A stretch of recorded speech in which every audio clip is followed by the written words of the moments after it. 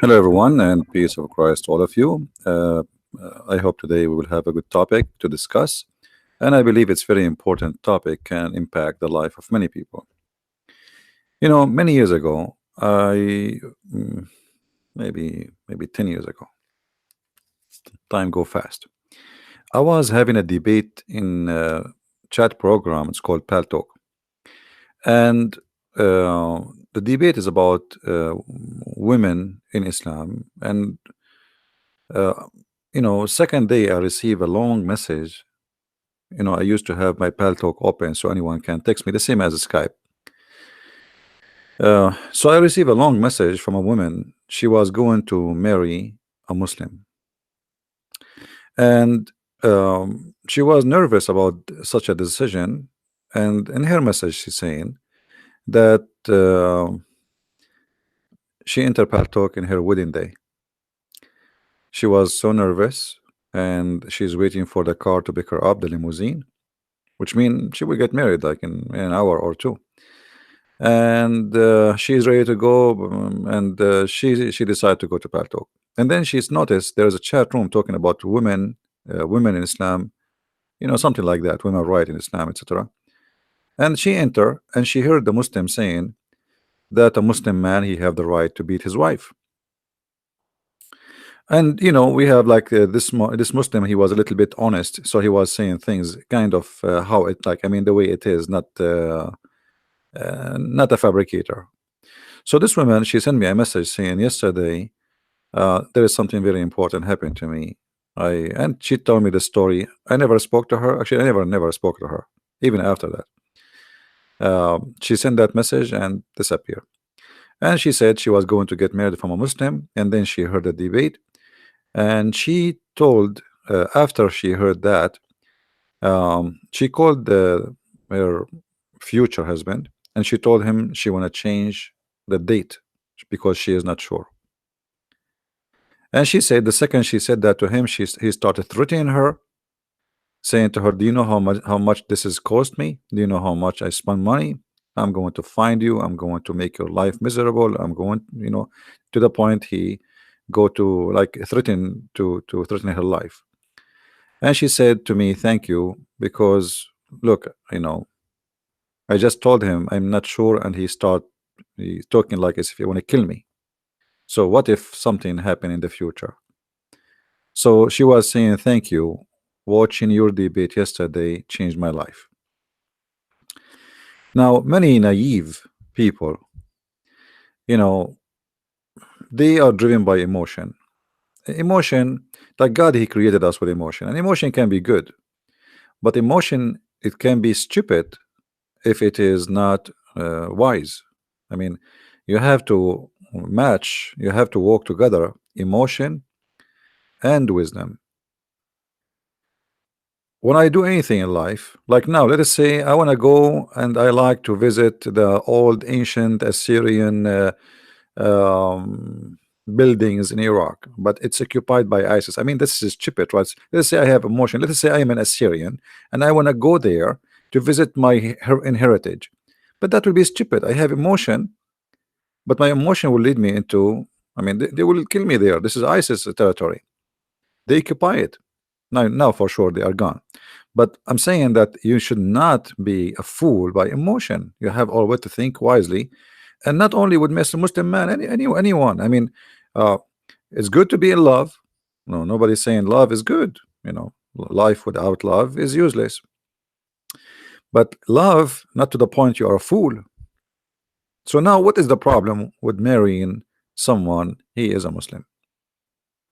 First of all, we as a Christians, and I don't know, you guys, the one listening, how many of you is a Christian or not, but as a Christians, we cannot marry non-believer, and there is many verses in the Bible speaking about that in the Old Testament and the New Testament. So when you say I want to marry non-believer, when I say non-believer, I mean non-Christian, you are doing something against the command and the teaching and the wisdom of the Bible. Now for you, this is sin, this is not sin. I mean, if you don't care for the Bible anyway, I mean, why you think this is a problem? Then you can sleep around. There's many people, they take off their panty in 2 seconds, yet they claim to be Christians, the same as the Muslims. But that will not make a difference for you if I show you a verse say that this is wrong, right?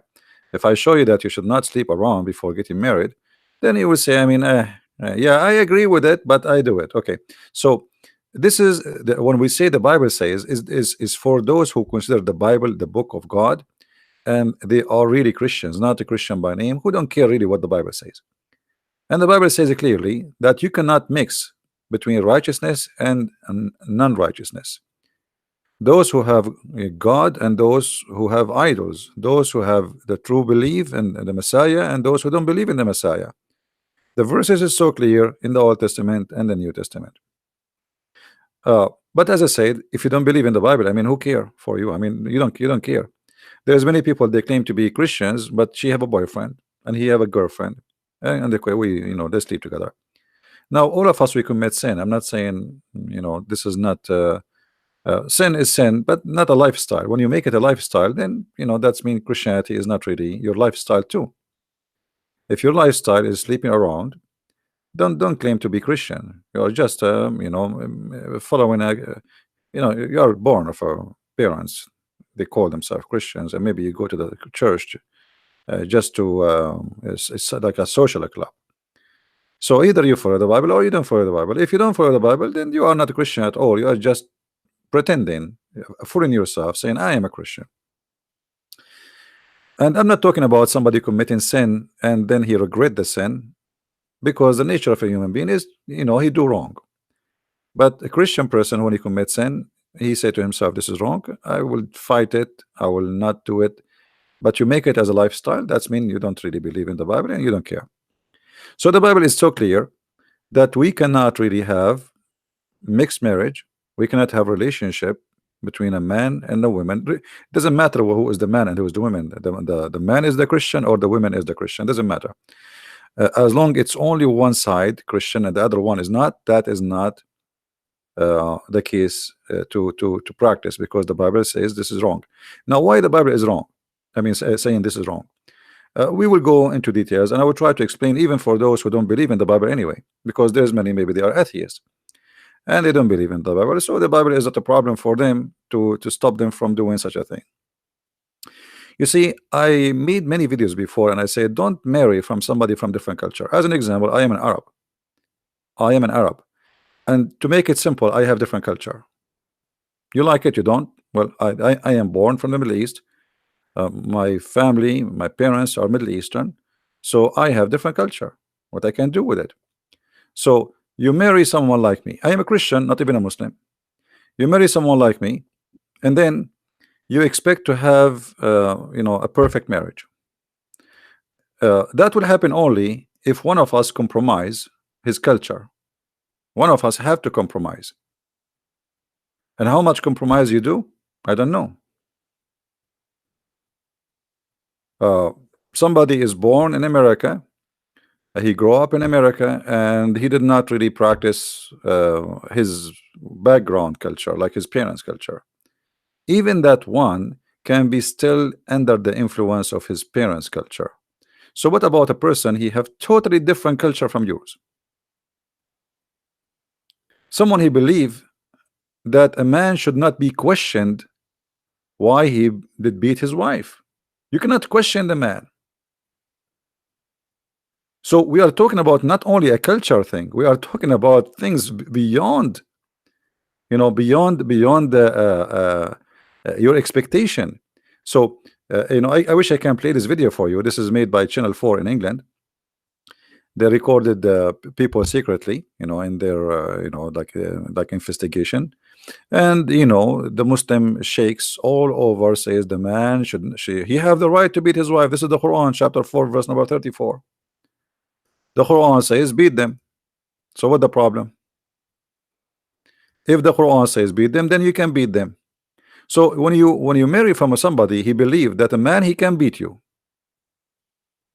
then obviously we have a totally different mentality. Now in the beginning, when you are in the honeymoon, he will say to you whatever you wish to hear. Like, what do you want to hear?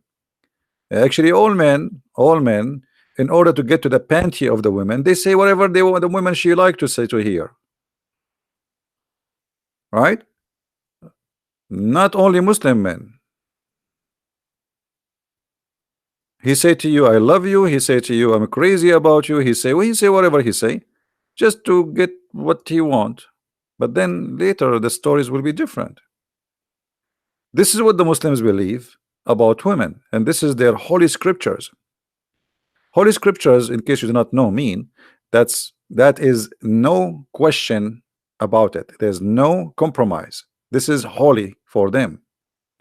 So the man is in charge, and by the way, in Christianity, the man in charge too of the house. That will not be the difference. But the difference is what a charge mean.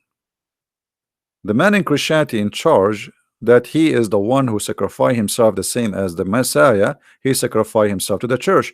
So the Christ, he said, like the man, he sacrificed himself, he gave himself the same as the Messiah, he gave himself to the church. So the Messiah, he made the women equal to the church, and the man is the same as the Messiah who gave himself. So in charge here is not to humiliate you, but to sacrifice himself, which means his number one priority in life is to make his family happy, and his family means his wife, his children, not to think about himself, and he is number one. So in charge in Islam is different. In charge in Islam, women are created as a sexual toys, and the purpose of women is not really to have a family. The purpose of them is to enjoy them in bed. And women, she have to obedience, which is, even the Bible says the women she have to be obedience, but the women she have to be obedience, you know, in the way she choose to be, which mean when you go in a marriage, you say you agree in an agreement that he is the man, I am the woman, and we agree to live in such a life. This is the obedience. It's not about the man, he can beat you. The obedience here is about he sacrifice himself, and I will sacrifice myself too. He do his best, I do my best. He is not better than me, and I'm not better than him. He is in charge, because the man in society, he can do things women they cannot do. In the same time, women, they can do things in society the man he cannot do. So everybody, he have his job. But in Islam, the woman is always has no job except the bed and making babies and doing laundry and cooking for the man. If you see here with me, the Quran says, as for those, the good woman is the one who is obedience, you know. And why the man is in charge of the women? Because Allah, he made them, he made one of them excel on the other. So the man, he excelled. How he excel? Because they spend of their property, the money, on the women. So here you notice right away that Islam look down at you as if you are a prostitute. The logic is, why I am excel? Because I spend money on you. And that is not only disrespect, that is far away from what marriage is about. Marriage is not about I spend money on you, because the woman, she is doing her work too. You see, if you go outside and you make money, and she is staying home, but you don't make money, doesn't mean you are better. She can work outside too, and she can make money. But her job inside the indoor is something the man, he cannot do. It's equal, and maybe more important. But Islam always think about the women, that this is what you are made for. You are just a maid at home. You are the one who wash dishes, you feed the kids, you feed the husband, and before he sleep, you do some happy ending massage for him. Do you understand, guys, what I'm saying? The mentality is different. So if I spend money on you, that's mean you became my prostitute. This is prostitute mentality. Women, she's like a prostitute. You spend money on her, so you expect what? Return. And what is the return? The return, you'll be obedience. And not only that, you see, if you are a maid of somebody, okay, well, but still the boss, he cannot beat you, he can fire you. No, in Islam, he can beat you. Our obedience guarding their secret as Allah He told them, and then as for those whom you fear rebellion, admonish them and banish them to bed the parts and discourage them. Here the translation, by the way, is very much big fat lie. In different translation they say to you first and second, and they add things which is and some of them they say to you beat them lightly, which is absolutely stupid and doesn't make sense. And we know that it's not beaten lightly. You know, we know the hadith where Aisha, she said a woman, she came to Muhammad and her husband did beat her, like even her clothes became greener than her skin became greener than her clothes. And Muhammad, he took the side of the man against the women, as you see here in the hadith. Aisha herself, she affirmed that she never saw any women she is suffering as much as a believing women. Read carefully with me. The women, she came to Muhammad to complain because Muhammad is the ruler, and she said to Aisha, she saw Aisha, and then she was wearing a green veil, and Aisha, she said she saw her a spot in her skin from beating, caused by beating. And it was the habit of the ladies. Look how the Muslim mentality, the habit of the ladies to support each other, which means this is not right, but this is the habit of the ladies. You know, ladies are women, you know, ladies support each other, support each other. So when Allah apostle came, Aisha said, I have not seen any women suffering as much as a believing women.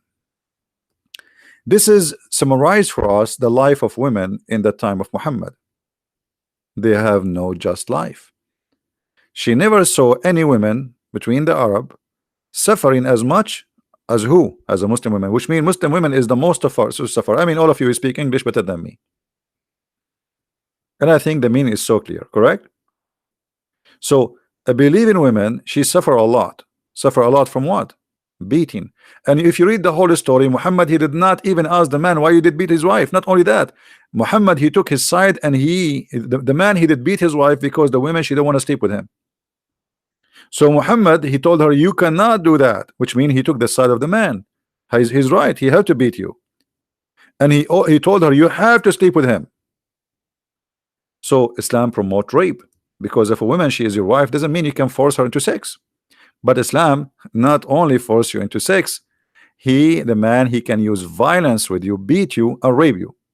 And this is why you see in YouTube someone like this idiot saying, teaching the truth about his religion, saying a man should not beat questions why he hit his wife. In another video, this Muslim cleric, you know, he's saying Allah honored wives by instating the punishment of beating. You see that you are honored. You are honored. This is not something bad. So if I want to honor you, I will beat you. Any women like that? Who here is a lady like to be honored? You know, we have a lot of honoring followers of Sharia law. They would love to honor you. All right. So Muslim women are lucky to be beaten. This is what this guy is saying. And this guy, he's saying, what's wrong with that? I mean, what's, you know? And not only that, in the video actually, that they were saying women, they like a harsh man. And they say, according to study, Muslim, they fabricate studies. According to studies in England, most of women, they are complaining that their husbands are very weak because they don't beat them. I mean, if you watch the video, you will die laughing. This is a study that women, they are complaining the men are not strong. What happened to them? They became weak. They are not beating us. I mean, the women, they are desperate. Like, why you don't beat us anymore? Like, hello, you don't want to be a man. The fact a man who beat a woman, he is not a man. You see, one of the sign of being a coward is beating someone is less strength than you. Doesn't matter who is he, even if it's a man. Like if you are 7 foot tall and then you go to someone he is 140 centimeter high, and then you want to show that how you are strong, that's mean you are a coward, even if he's a man. So what about beating men, women, and children?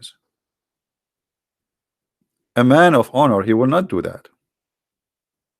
So look how they try to justify by fabricating such an argument and a logic. Like how you can, the prophet says, don't beat in her face. Here we go. See, the prophet said, don't beat her in the face.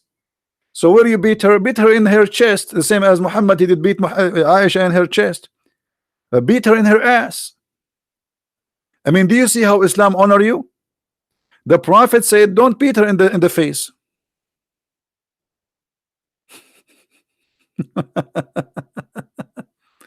So imagine you want to marry someone believe in this, and then you are expecting, and then you see some people, they are making articles about I married a Muslim. Yeah, we just see in a few years what you will say. There's a woman in Paltalk. She used to work uh, in an radio station in England, Islamic radio station. She married a Muslim, and she have from him kids. And they made her convert to Islam, and they used her for many years to speak in the radio station, so she would fool many women to convert to Islam. And God knows how many women were fooled by her. And then her husband went to Jordan. He's a Jordanian, and then he started going to Jordan like every 2-3 months. The husband don't work. The wife, she work. She's the one who had the money. Where are you going to? Jordan. Where are you coming from? From Jordan. So it felt like there's something fishy with this Jordan thing. Later she discovered that he married 14-15 years old young child in Jordan. And when she found out, she went crazy and she decided to divorce him, and then she decided to leave Islam and drama. But it is not the fault of the Muslim man, it's your fault. It's you being stupid. They use you, they made you convert to Islam, they made you promote Islam, they made you to fool many women into Islam. And now today you are saying to me you just found out what Islam is about. Well, from the beginning. You talk in the radio station, Islamic radio station, teaching about Islam, but you do not know that the Muslim man, he can have up to 4 wives. He can have up to 4 of you in the same time. He's not cheating according to Muslims.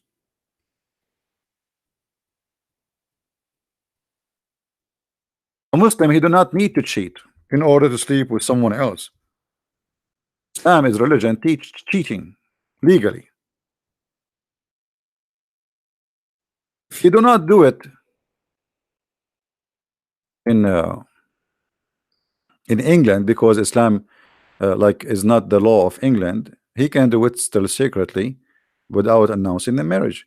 Actually, there's many Muslim men in Europe, they have 3-4 wives, and then they register them as a single mother, because then she can get the child support. There's no father support. The government will pay, which means the Muslim will have 60 kids, and you from your tax you will pay for his kids. There's actually a report on YouTube about a guy, he have many wives in Australia. He lived in Australia all his life for more than 20 years. He never worked for a day, not even a day. The women, the Muslim women, they get a child support for his children from the government. Everything is for free, their food, their apartment, their rent, because they are not registered as wife legally. But for them in Islam it's okay, because for them at the end of the day the law of the government is not their law, it is a Sharia law. So Sharia law saying that they are his wives, they married in the mosque, so legally he can sleep with them according to Islam. And the government, they have to pay for the children, because the woman, she said, I do not know who is the father. I do not know who is the father. So when you when you talk about I wanna marry, first of all, shouldn't you ask yourself what the word marriage mean? Like you see guys here, even in translation, look what the Muslim they say to us. It says here, if you cannot be fair with the orphan, and then they translate saying marry. In Arabic doesn't say marry. There's nowhere in the verse it says marry. It says fankihu. The word inkahu mean F them. F them. And look, what the verse saying. I want people to analyze carefully with me. If women who they are seem good to you, okay, by spending from your property, and but what kind of what exactly is that? Like marry a woman, she you love her? No, no, no. There's no marriage here. It's just a if in them. If a woman, she you think she is good for you, which means she is beautiful, she is whatever. And then look what the Quran says. Uh, what kind of women? How many women we can have? It says starting from two. So if two or three or four.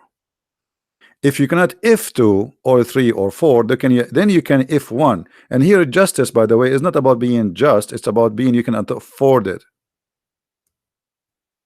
So why in Islam? I will answer you, Kenneth. Why in Islam it says go and if two and three and four? Like is it the standard to start with two? Yes, Islam prefer you to have two and three and four, but only it is not likable to have one. Only the one who cannot afford it, then okay, go for one. But a good Muslim who is following Allah, he should start with two and three and four, because Muhammad, he said he wanna increase the number of Muslims. So marriage here is not exist. This is a sex contract.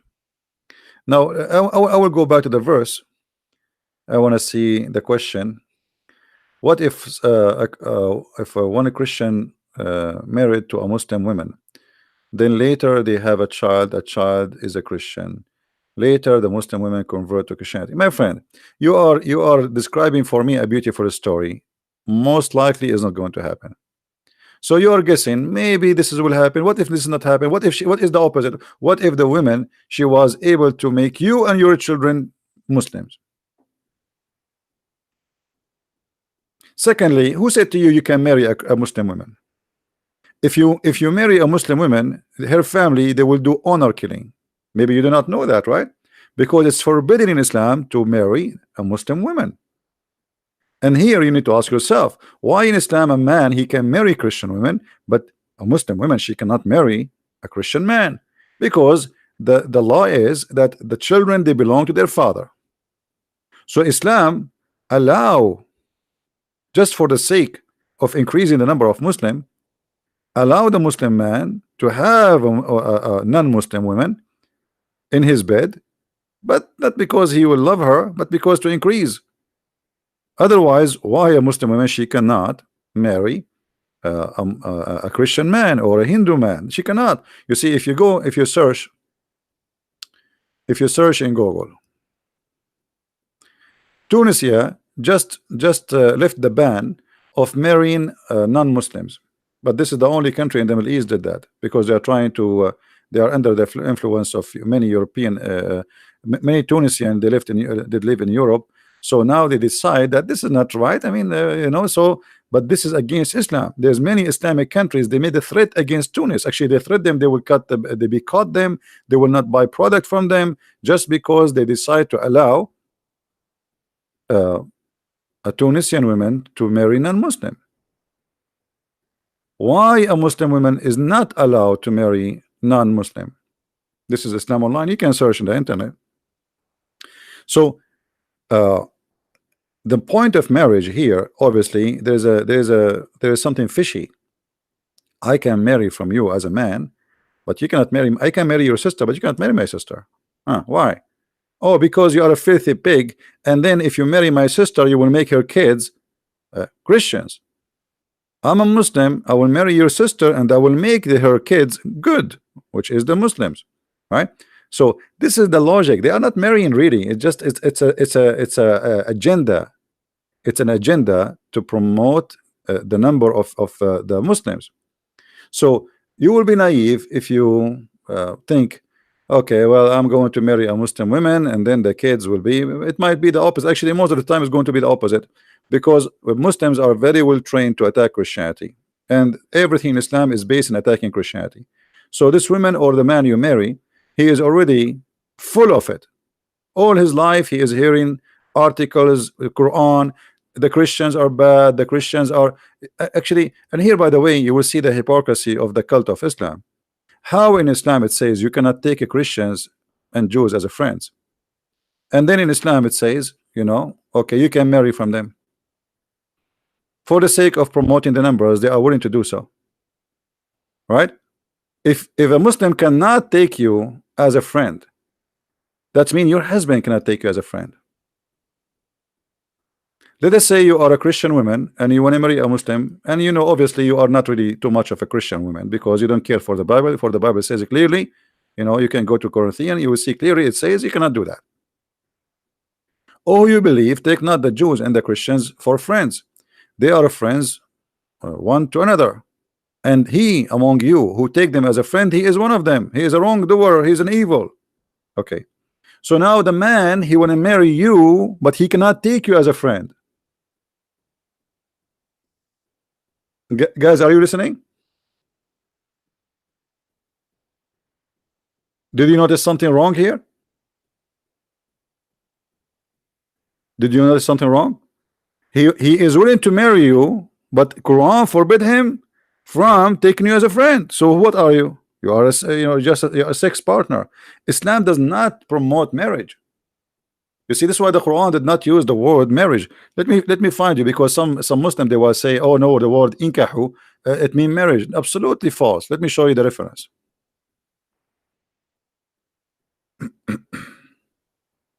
And always, you know, in case you do not know, you know, we don't make things without showing reference and proofs, right?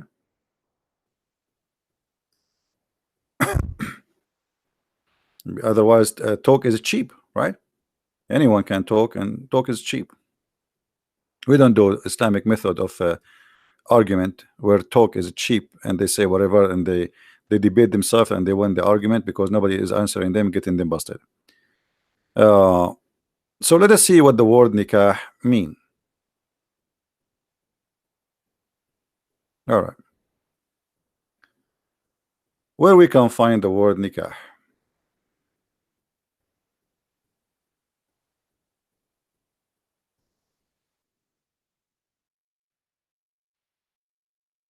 Here you will see what the word nikah mean. Guys, is it clear? Is the screen clear for you? Can you read the text? Let me try to zoom in more.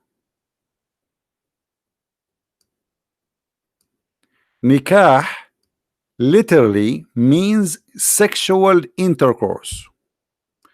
This is who saying that? This is not a Christian prince. This is their Islamic website. This is alislam.org, official Islamic website.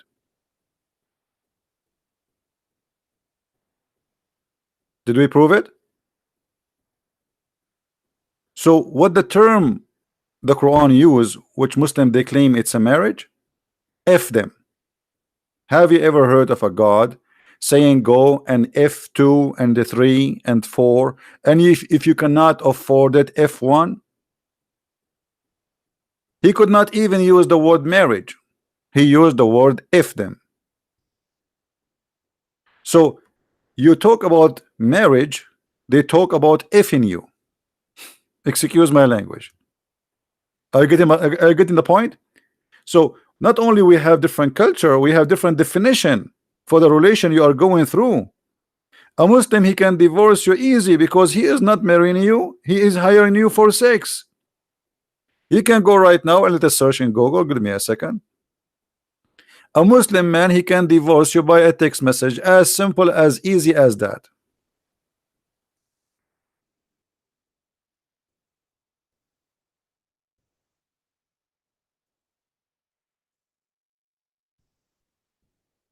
Why it's so easy? Because you are not a wife, you are just a woman in the bed.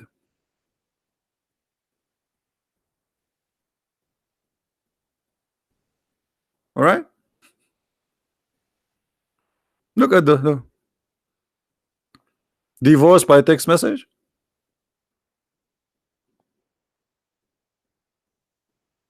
This is serious. This, you know, so if you want to be a fool and you think you are marrying a Muslim, you're not marrying a Muslim. You're marrying a text message. This is how you important for the man, to the point. Okay, I'm driving my car. Okay, you are divorced. All right, nice to meet you. Now take off your panties and get out of my home. And by the way, in Islam, you don't get 50% of the inheritance or his money. You get nothing. You get only what is written in the contract. I remember when I was in school, a guy, his name is Mohammed. He's a Bedouin. He was upset. Well, we were like very young, like a teenage. So I said to him, "What's wrong?" He said, the idiot, my father, he divorced my mother. So, well, I'm sorry. Well, what happened? He said, well, what happened? He kept marrying younger. Each one of them she get older, and then he replaced her as much as soon he saved some money. He get a new wife. That's what they do. And look what happened when he married this woman long time ago. They wrote in the contract, let us say I will transform the money into the dollar. Okay, I will give you $50,000. But this is when he married her 20 years ago, right? And 20 years ago, the $50 million is like $5 million.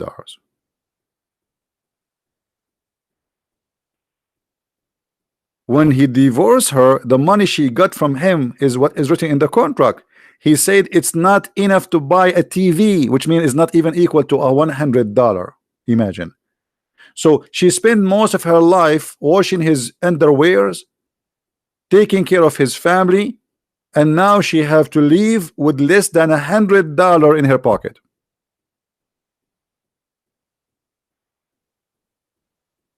Because this is your wages. You are not a partner. You are not a partner.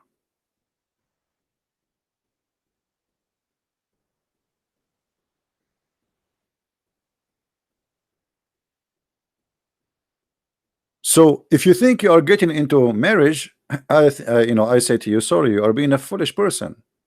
This is not a marriage. Can a divorce occur by text message? And in many Islamic countries they approve that already, and actually Sharia court approve it, because at the end of the day, yeah, the man, he have the right to divorce you by just stating a statement saying I divorce you. That's it.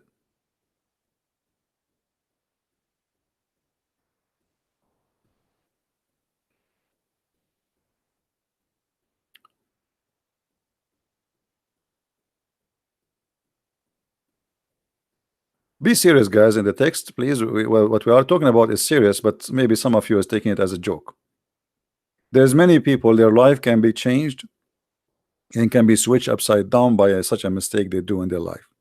In the beginning, the man, who will be nice, any man, I mean any woman, any man, in the beginning the relationship, he love her, he's so crazy about her, she is so crazy about him.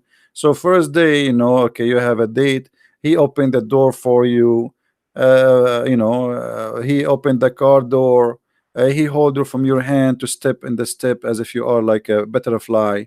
And 2 years after, he don't open the door for you, he asks you to open the door for him. And if you fell down in your face, he will say to you, what's wrong with you? Are you blind? A year before, if you fell down, he will say, honey, what happened? Are you okay? So don't be fooled, don't be stupid. There is no marriage here. It is just a contract for a sexual relationship. So if you don't believe in marriage and you want to sleep with the Muslim, then that's your business. But this is not a marriage. Don't fool yourself. And then what you will do to the children? There is many. Go and see. You can go and search right now in Google, Prophet Google, peace upon him. You will find many women, they never see their children again. Why? The parent, the father, he take his children for vacation to Saudi Arabia. Search right now. How many women, the American women, forget about a different country. I live in America. Thousands cases of women, they cannot see their children ever again. Why? Because they take them home supposedly for vacation, and then from there he sent a text message, well, they will stay here. What you can do about it? If you don't believe me, go and search in Google.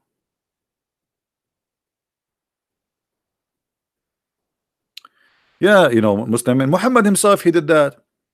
You know, if you don't remember the story of Sauda bint Zam'a, she became old, and according to the hadith, with my respect to everybody, I don't want to use like word which is not nice, but obviously she became old and ugly and fat and whatever, all the terms you use in a street. I'm just trying to make it just as it is.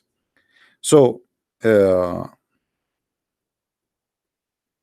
actually, there's a verse about it in the Quran.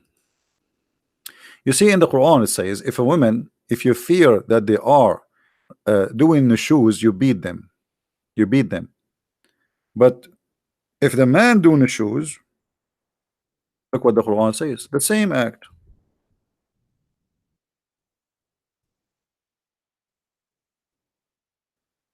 The word the shoes appear in the Quran in two verses in chapter 4. Chapter 4, verse 34, and chapter 4, verse number 128. If you have my book, you will find it, A Deception of Allah. So if a woman she doing the shoes, her husband, he can stop sleeping with her. And this is exactly what he did with Sauda. And Aisha convinced him that don't divorce her, let her give me her day, because Muhammad, he have to give a day for every wife. He have 13 wives and hundreds of sex slaves. So Muhammad, it's okay for the Muslim man if he stop having sex with you.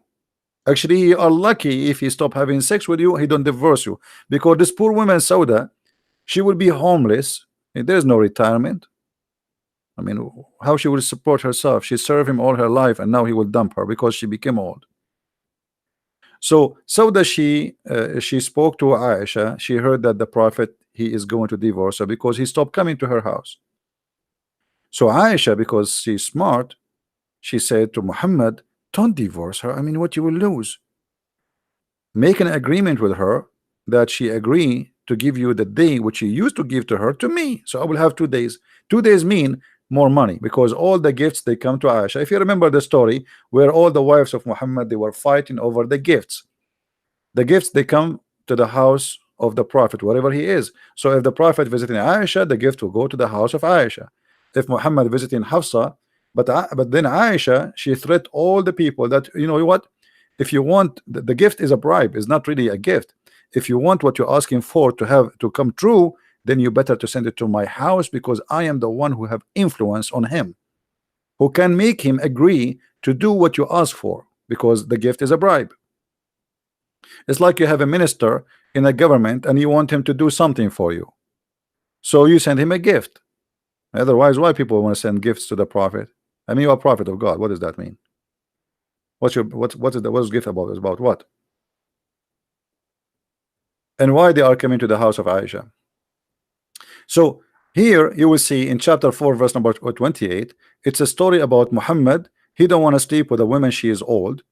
Her name is Sauda bint Zam'a. And then they made her agree to give her, you see, there's no problem for the man if he have no shoes, he don't like his wife, to make an agreement, right? If a woman fears ill treatment from her husband, okay, why the husband he have ill treatment? It's okay. You see, in Islam, the man, he can have ill treatment to you. It's okay. It's his right. You see, in the verse before it, if the women she have ill treatment, the same word. Look how they change the same word, translation changed. Here they translate the word nushuz as ill treatment. Here they translate the word nushuz as rebellion. So when a Muslim woman she do nushuz, she is rebellion. If a man do nushuz, he is ill treatment to the women. He don't like her. It's okay. He's right. He have the right to, not to treat you good. He don't like you. You see the double standard. So if you think you can live with a man, believe in this, oh, good for you. Hey, you are not a wife. You are just a sexual contract who get paid, and one day he will get rid of you. He have the right even to have 4 in the same time with you.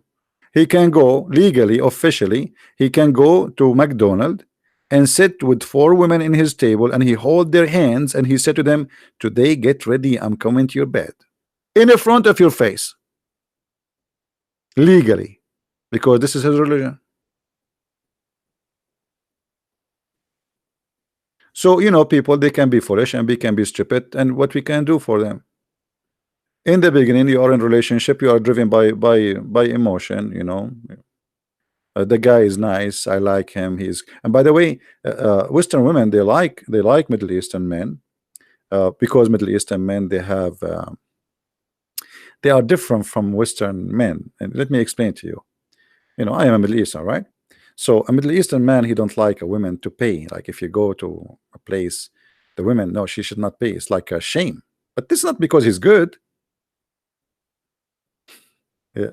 Let me explain to you here how women, some women, they think because the man, he insists he will pay, that's mean he's a good guy. That's not because he's a good guy. That because he is not self-confident. Because in his culture made him believe that if you pay, that means he is a woman. He is not a man enough to pay for the women. This is the culture. So he don't believe that you are equal to him, so you can pay too. You can afford to pay for your food. No, no, you are with me, I will pay. Because if you pay, you are insulting me. Are you getting the point?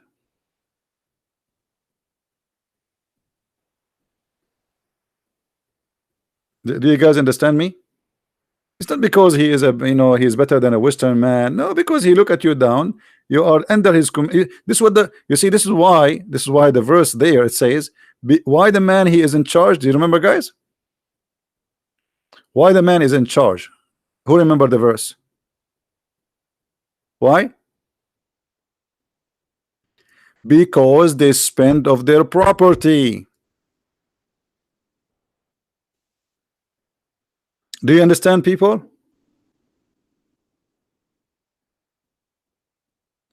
He spent his money on you so he can enslave you. It's not because he is a good guy. He spent his money, so now you have to be what? You have to be obedient.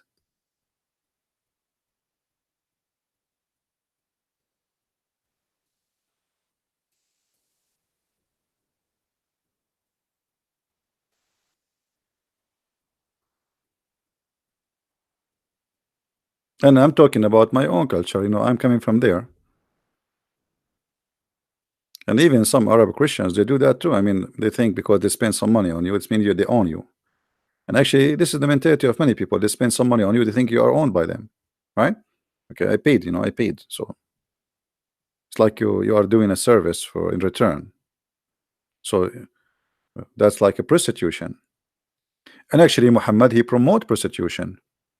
If you remember the hadith where it says that أيما رجل وامرأة, any women and male and female, they agree to have sex together for a payment. And the Muslim, look here in the translation, they don't translate honestly. They say to you, look at this translation. Allah Apostle said, if a man and a woman agree, and between two bracket, to do temporary marriage. What is that? What do you mean a man and a woman, they do temporary marriage? You know what I mean?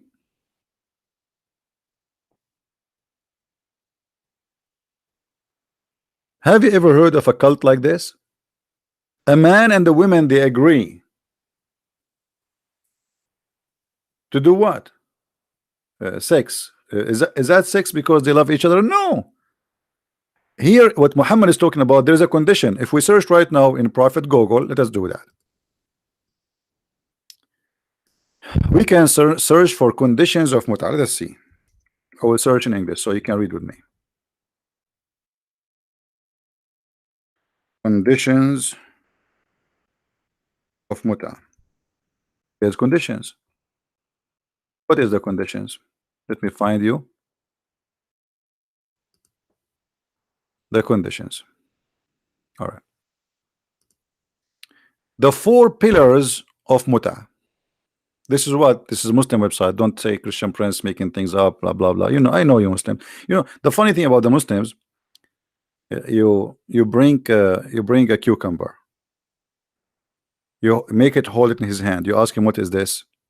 He say to you, this is apple. Okay, you put it in his mouth and you ask him to bite it. What is this? This is apple.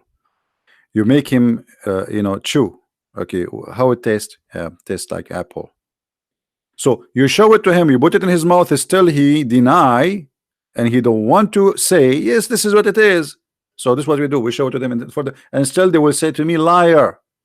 So this is a Muslim website, the 4 pillars of muta. What is the 4 pillars? Of those women who you enjoy, give them their appointed wages. Guys, do you see the word wages? People, women, ladies, do you see the word wages? Okay, here we have an opportunity for you ladies who want to make some money. Who is a lady here? She like to make some money. So number 1 pillar, chapter 4, verse number 24, they have to get paid. It's wages. Okay, get paid for what? In the same verse it says, they see, they did not post the whole verse. It says, for you enjoy it. Okay, enjoy what? It. The woman is not it. You know what I mean? When you say you enjoy it, okay, enjoy what? Do we call women it? What do you think, guys? What is it? That it goes to what? Her vagina. For you enjoy it, you pay her wages. Let us go to Quran chapter 4. You see here they post for us little part of the verse, not the whole part.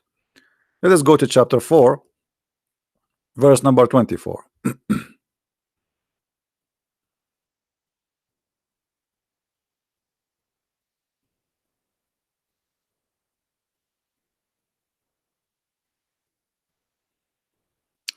Okay, it says, so that seek them with your wealth. And here they say honest with luck. What honest? I mean, and then seek them, contact, give them their partition as a duty. What is that? Let us change the translation. I mean, the translation have nothing to do with the verse.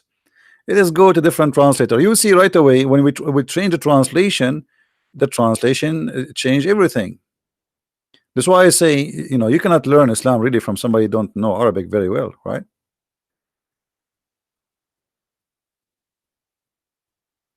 Yeah, the word for marriage is zawaj, zawaj. This is the traditional language word, Okay, or they say the official one. And here you will see, okay, seek marriage by money, bridal money given to by the husband to the wife in the time of the marriage. That's not true. And look, from your property, desiring chastity, not committing illegal sexual intercourse. So those of whom you enjoyed sexual relationship, give them their wages. So you see here they try to fabricate the translation, but we get the point. So when your money is due, when the money is due to the women, here it says in Arabic, for you enjoy it, enjoy her vagina. Here in the translation they translate it as what? You enjoy their sexual relationship, because they're trying to hide the ugliness. Enjoy it, it goes to enjoy their vagina. So because you enjoy their vagina, you have to pay them. This is why a Muslim man, if he marry a woman temporarily or not temporarily, he don't enjoy it, he don't pay. Do you know? Let us say, because okay, I have a contract with the woman. She's supposed to have a contract, sexual contract of being my wife, but she did not go to the bed. Then I don't have to pay. So the due is due only after she take off her panty, and then we enjoy it, and then she can get paid. Now we go back to the Muslim website. So here the first pillar, that you have to give them their appointed wages because you enjoy it. And now look, guys, read carefully with me. I'm not the one who's saying that. I'm not the one saying that. This is more in the front of you. All right.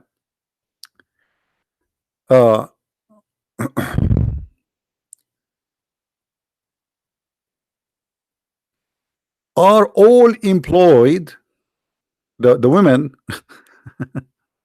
the women, she is an employee. She is employed. Let's go down a little bit because the article is wrong, long. Um, Look, guys, read with me carefully. Does it say as it is a rented women? Does it say muta considered as a kind of rental, or I'm lying? Do you see it, guys? Does it say muta is a kind of rental and she is a rented woman?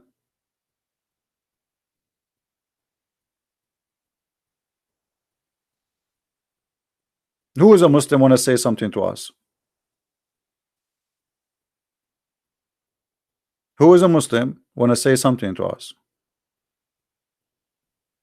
Rented women?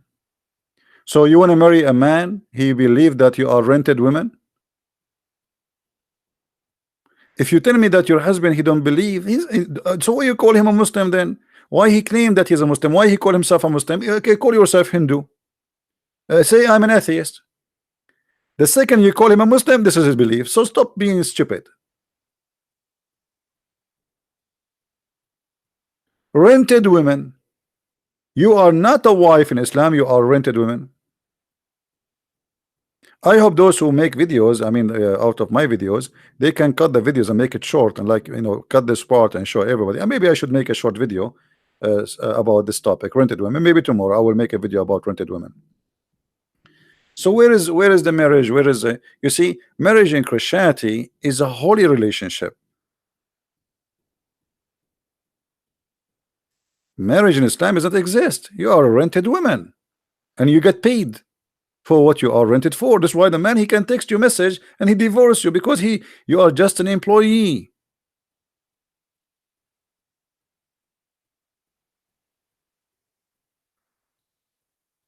So how you can share family with somebody believe you are nothing but a rented woman, and anytime he can replace you. You get older, you know, a man, okay, well, I'm married now.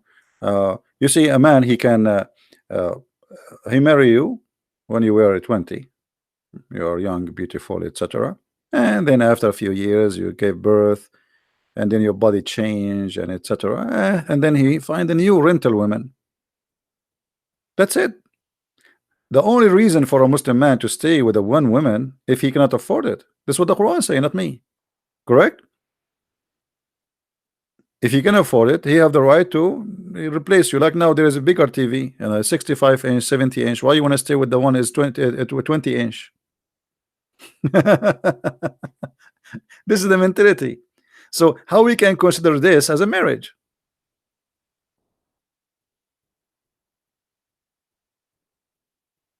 What you will do if you are married to a Muslim, you think you are married, and the guy he decide to invite three girls he just married, and he want to have sex with them in your house. What you can do about it? Nothing. Nothing. What you call the police? They would. Even if you call the police to say my husband is beating me and he's raping me, they will go and take his side. Do you know in the Middle East that if a woman she leave the house of the husband without his permission, the man he can call the police and you will become wanted in the whole country? You will stop in any checkpoint, any airport, and they will put the cups in your hands and they will bring you home like a goat. This is called Baytut Ta'a, which means the house of obedience law. The house of obedience. The man, he can arrest you. He called the police. My wife, she left me. Okay, the police right away, they will make a report. What's her name? Give us her information, and then she will become wanted as if she is really a big fat criminal. And the second you get arrested, they will take you like a goat, and you will be humiliated in the front of the public because everybody will disrespect you because you're a bad woman. You're disgusting. It doesn't matter if your husband beat you or whatever he is doing, still you have to obey and you have to stay. So I don't know. I mean, if what I can show you tons of things. I mean, you can search and search. But don't be fooled by a woman. She say to you, I married a Muslim man, he's a nice guy, and okay, let us see after a few years. Let us see. Let us see for how long this nice guy will be there. Hmm?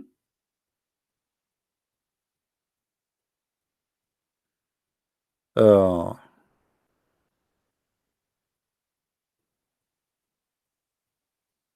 and then, by the way, here they continue explaining the formula. The formula. There's a formula. What the formula? You have to make a declaration. Since it is a contract. Do you see the word contract? Did I say to you there is no marriage? It's a contract. Did I say contract? It's a contract. What is contract? Contract for sex. Rent. She's rented women. You know, we did not make it. It's in front of you. Huh? She is rental. I mean, even the words they use is really beyond imagination. Like rental. Muta considered as a kind of rental. I mean, what kind of a cult this cult is? And now you have to make a declaration for the rental. You rented this woman. You should tell, okay, I rent you. So the woman, she says, okay, I agree to rent me.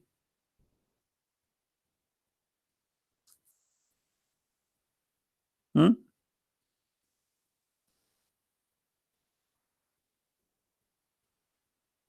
Yeah, they say to me, you're a liar.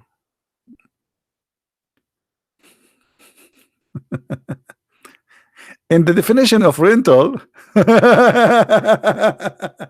I mean, look how deep this cult is. They want to give you now the definition. Okay, they told you now the wife you get, she is a rental. So shouldn't we tell you what rental mean? Definition for it. All right. Yeah. The word nikah is the F word. Is exactly the F word. Even Muhammad he used it.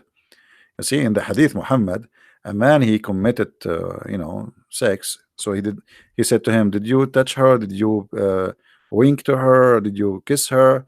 Or you F her? And let me show you the word in English, in Arabic.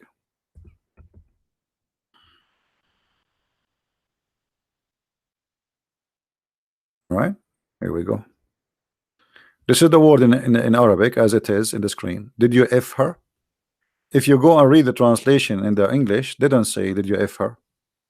They translate as did you have sexual intercourse, but he did not say did you have sexual intercourse. This is the word F. Ask any Arab guy, did you F her?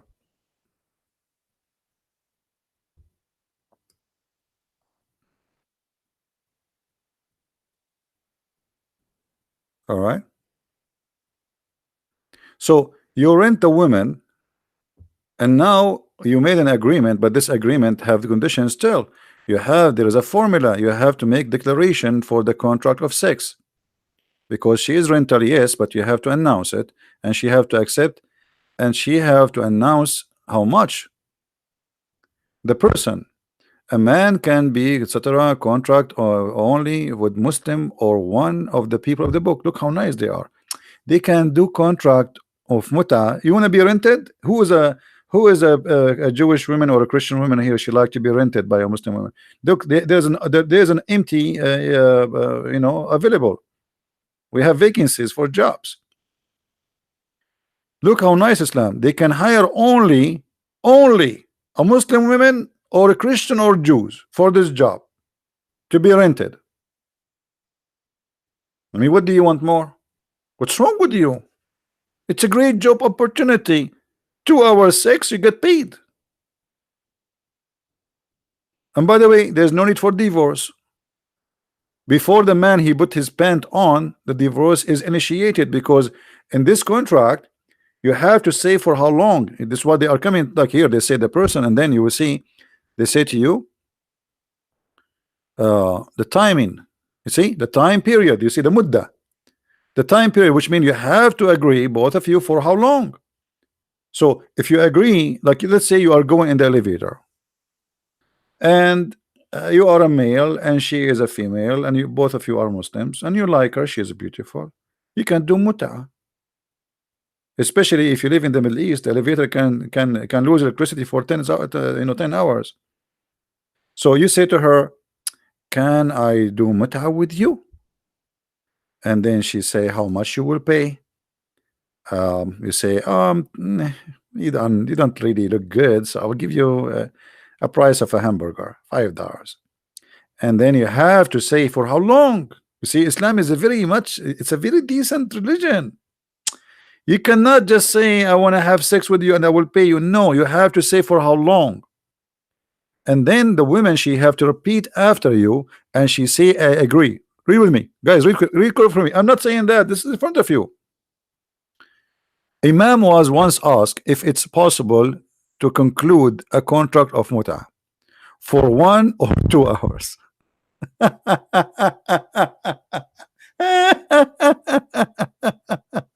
Unbelievable. Okay, 1 or 2 hours, and they call it marriage. They call it marriage. And look at the answer of the Abdul, the Sheikh, the Imam. He says no time limits, which mean you can make it 2 hours or 1 hour, doesn't matter. You can make it 15 minutes.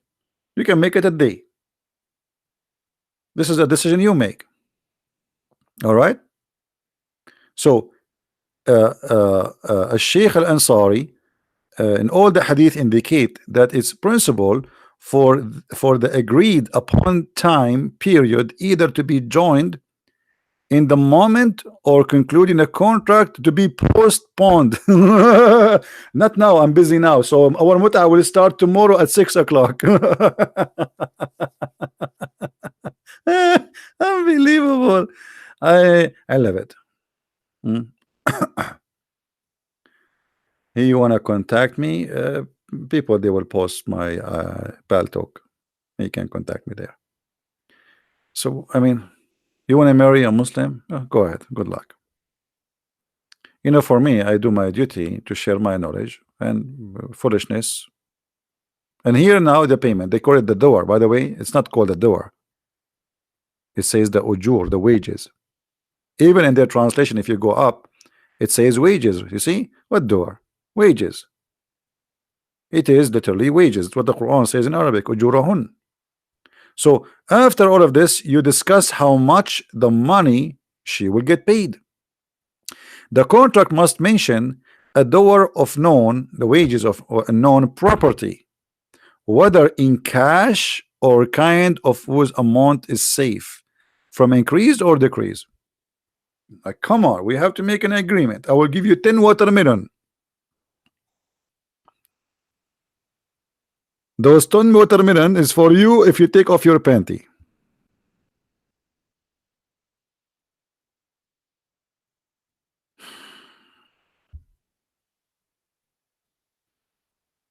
So to make it simple, when you want to have a relationship, you have first to find someone he have the same definition for life around you. Definition, very simple. I mean, when we say this is right and this is wrong, what is right for him is very wrong for you. So how you can marry this man? Are you getting my point? In order to have a relationship, to live together, even if you are a believer or not believer, this is your business. Maybe you're an atheist, but living with somebody, you have to reach an agreement. In the beginning, a Muslim man, he will say whatever you want. Oh, don't worry, I am very open-minded. You can wear a shorter skirt. And slowly, he start putting pressure on you, but being aggressive on you, showing you he don't like what you are doing, so he will force you to change the way you dress. And after that, he will ask you to change the way you talk. And after that, he will ask you to convert to Islam. So what was calling himself open-minded, he will end to be something else. But anyway, I think there's many women, they like to be rented, so it's a good opportunity, make money. You know, I remember once a stupid woman, and I'm sorry to say the word stupid, but she is. She contacted me in Paltalk, and she said she married to an old guy. I think it was in Kuwait, very old man. He's like 95, 97 years old. And she is in her 20, 30, something like that. I forgot the details really. This is a long time ago. And she said to me, according to Sharia law, how much I will get if he die. Stupid woman. I told her nothing. She said, what do you mean? I said, you are not a Muslim, you get nothing. In Sharia law, a wife, she is not a Muslim, she inherits zero. Totally zero. And by the way, even if you inherit nothing anyway. I mean, maybe he's rich, but still, you have many wives and you have tons of children. The male children, they will have the big portion of the money, and then the wives, they will get a little anyway. But because you are not a Muslim, you will get nothing.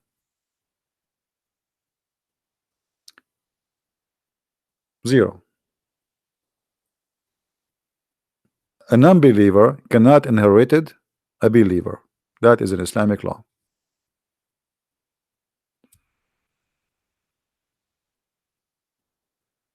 So I hope people are learning, and I do my best, and people, they are free to do whatever they want. Right? You see, always when you talk about marriage, you have, like, maybe I should make a different video. Maybe I should finish this one and start a new one. You see, the problem is most of men and women, they are not mature. I will try to explain to you with my limited English, because this is a very deep topic, and sometimes a lot of time actually I find I mean, I want to say things, but I don't know how to express it because my English is not really too much helping me. Maturity is not about you look like a male and you have a male private part and you can have orgasm. And same for the women. Maturity is not about you having breast and but a human being is very silly and very shallow. So they go, usually people, they meet maybe in nightclub or a place, and the guy is cool, he gave her a drink, and he is funny and he is cute, and then next we go to the bed, and even I did not ask him his name yet, and then supposedly they have a relationship. I mean, this is the most stupid thing often happen between people. So you meet a man, and then supposedly suddenly you say, you know what, I cannot really live without you, we want to get married. But still you know nothing about this person. He know nothing about you, because all the interest in the beginning, it's about having fun.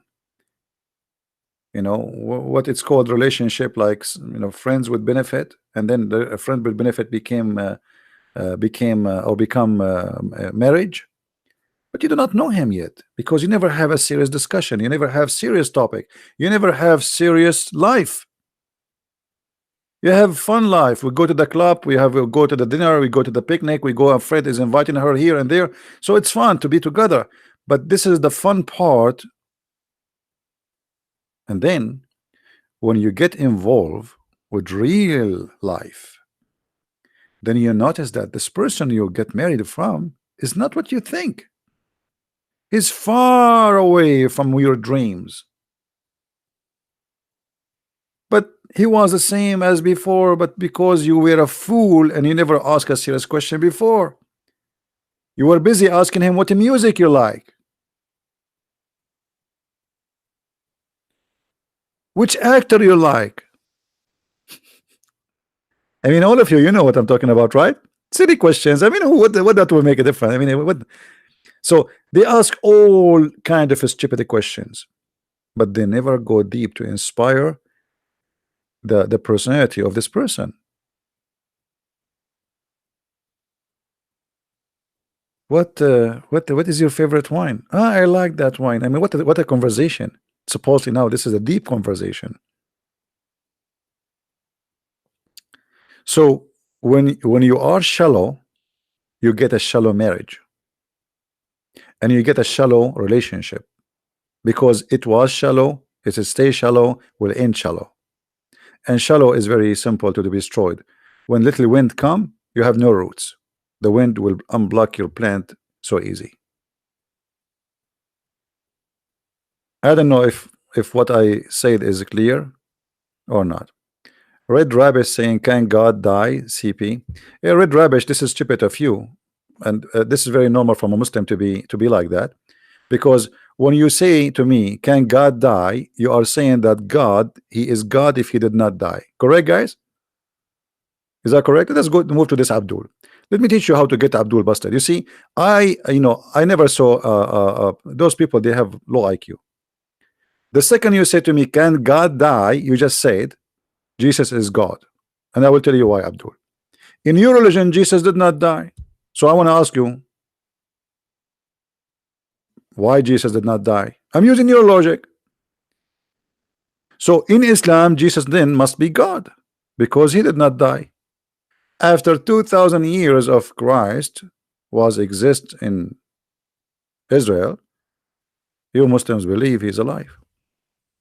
So this is how shallow they are, and we are talking about shallow. You know, one of the things I fear in my life is stupidity. I don't know, I feel myself sometimes I want to vomit. I cannot imagine myself with somebody is stupid. Actually, maybe this is why I'm still not married. I fear stupidity. Because you see, there's something happening around you, something broke, you can fix it, you can change it. But what you can do with a wife or a husband, he's stupid.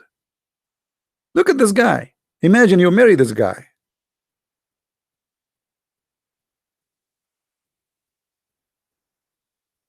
Imagine you marry a guy who have little brain like this. Jesus, how Jesus can be God? Can God die? You Abdul, you Muslims, you yourself, you believe that if a human being he die, he will be tortured in the grave. Now I want to ask you, you are dead and you will be tortured. Stupid. You're dead. So how you believe that a human being die and that will make him not God, but yet he's dead and he is going to be tortured? And not only that, there's 99 snakes have 9 heads. They will go inside your anus.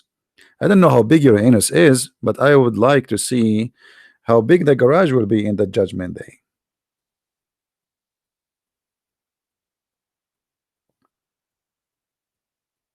And this is one of the reasons Muslims don't dare to debate me, because they are no match. They are shallow in their knowledge, shallow in their thinking, and shallow in their the way they present even their case, right?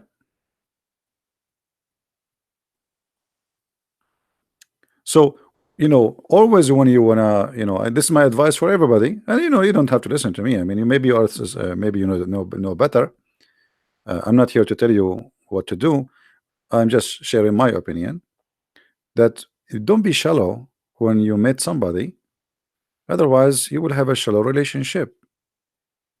Even if he is a man of God, even if he's a Christian, so what? You have to go deep. You have to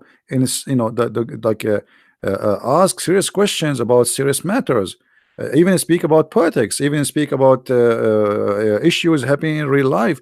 Don't waste your time talking about the music and serious stuff, and I mean that will not take you anywhere. You have to really to see how much you both how much deep you are, and how much you are in agreement or disagreement, and what is the biggest disagreement between you and how serious it is, same as what is the biggest agreement between you and how serious it is, right? Watch my blood pressure. Oh, okay. So this is my advice for everybody. Don't go by the look. There's many people, you know uh when I was a kid, I was a teenage, and then I saw a girl. She was so beautiful, very, very beautiful, and I want to talk to her. A kid, like a teenage, I don't know, I was like maybe 15, 16 years old. And all time I'm talking about her, like tomorrow I'm going to talk to her. Tomorrow I'm going to talk to her. You cannot believe how beautiful she is. And then the second day come, and I decide to talk to her. And I went, and the second she start talking, and I saw how silly she is, I could not believe it. Even at that time, I'm just a kid. I could not believe it that I wasted the day yesterday thinking about how I'm going to make an excuse to talk to her. Silly, stupid, shallow. I mean, She's so beautiful. So beauty can disappear. Beauty disappear fast, and that is natural to happen. So it can disappear because the person start is, talking ugly, acting ugly, being bad. You forget about the beauty. The beauty is something you see first impression. You will be impressed by it. Okay, she is so beautiful, or maybe he's so handsome. But then after that, you don't see that. After that, you see just the person, whoever he is. The beauty will be normal. Even a person, like in the language today, they call someone is beautiful, somebody is ugly. But I don't believe in that, because ugly can be beautiful too. So you see someone first time, oh, he don't look good, but you start talking to this person, man, this person really good to talk to. I enjoy his company or her company. So the beauty in the beginning maybe attract you, but it can be fake, and it's, it will later will destroy your life. So try to be more deep and not to judge, as as they say, you judge the book by its cover. And there's many people actually, they buy the cover of the book, they don't buy the book. This is why if you go and watch TV, you will see a bunch of girls wearing short skirt. I didn't see any women there. She don't look good. I mean, look at them. Open Fox News. What is that? It's like a show in the morning. A bunch of girls wearing very short skirt. They are blonde and they are tall, and even their teeth is perfect. Their eyelashes is like an umbrella. Their hair is wow. I mean, and their smile is there even before there's a joke. Fake smile, fake face, fake, because people, they learn to be fake. They like to see something fake. We used to this culture. Fake is appealing, right? Fake is appealing. And by the way, maybe if you if you talk to me in person, you will not like what I talk, because I'm a serious person. And I can be very funny too, but still you will not like, because it put too much pressure on you. Because even my joke is going to turn to be something will make you think, and thinking is very, I mean, it's not good for many people. Why I want to think? I mean, thinking? Why I want to think? Right? And sometime foolish person, foolish man, they will be perfect with foolish women. Try to find your match. But the problem then, foolish man, foolish wife, we will have foolish family. That will be a disaster. All right. Anyway, you got to give people chance. You cannot automatically assume. No, I'm not. I'm not. Did you guys? So this is what you understand from me, Mika? This is what you understand from my speech? Okay, let me tell you what, Mika, you did. There's a Saudi guy. He went to a class about philosophy. An Arab guy like me, and we are Arab. We are very good in philosophy. We are the one who made philosophy, actually. Just joking. So the guy, he went to the class to learn about philosophy, logic. The class that day, it was about logic. So the Arab guy, like me, let us say it's me, so nobody will feel offended, said to the teacher, what is logic? The teacher said, well, logic is to know something from something. The guy, he said, I don't understand. What does that mean? He said, well, I will ask you a question now, and from that question we will see how we can find more information about you. I said, okay, that's interesting. So the teacher said to the man, to the student, do you have chain in your home? Chain. The guy, he said yes. He said, now as long you have a chain, that's mean you have a dog. The guy, he looked at the teacher like, wow, yeah, true, I have a dog. How you know? He said, as long you have a dog, that's mean you have a big yard, you have a garden. He said, this is true. Yes. He said, as long you have a chain, you have a dog, you have a yard, and garden, that's mean you have a nice house, big house. He said, yeah. He said, as long you have a dog, you have a chain, you have a yard, you have a big house, that house need a lot of care, and that's mean your mother, she is a very good woman taking care of the house, such a big house like this. The guy was like, wow. And now what he learned, that because of the chain, he was able to learn that his mother is a good woman. Logic. So now this guy, uh, he want to practice the logic which he just learned from the teacher. So a good woman, according to the logic, can be known if you have a chain or not. So he went in the street, he said to a guy, first one he met, hey, do you have a chain? Do you have a chain? The guy, he said no. He said, okay, your mother is a whore. Because his mother, she don't have a chain. This is what he learned from the logic, and this is what you did make in Mecca. From all the speech I made, you come to the conclusion that I was talking about the chain, and the one who don't have a chain is a. Take it easy. Change your drink.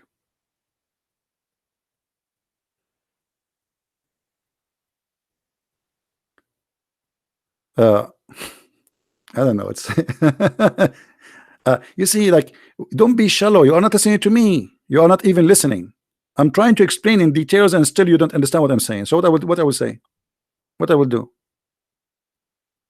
So now we go and say, okay, Christian Prince, he said, if you talk about the music, that means you are shallow. No, I did not say that. Talk about the music. Nothing wrong about the music. Why not? Don't be shallow.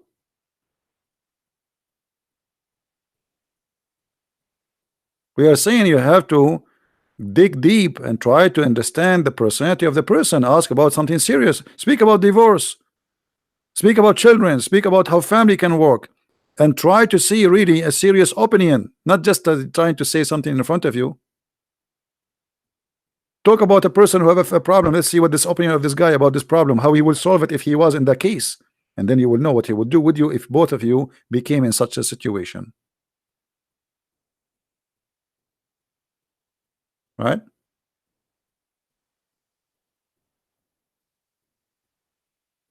Yes, Princess, she is asking. Oh, this is not for me. She's asking if a Muslim is, if the Prophet he came to your house and he like your wife, what you will do. Actually, according to the Muslims, according to Sharia law, if the Prophet his eyes fall into a woman and he like to have her, the husband he must divorce her immediately. I'm married? No, thanks God, I'm not. All right.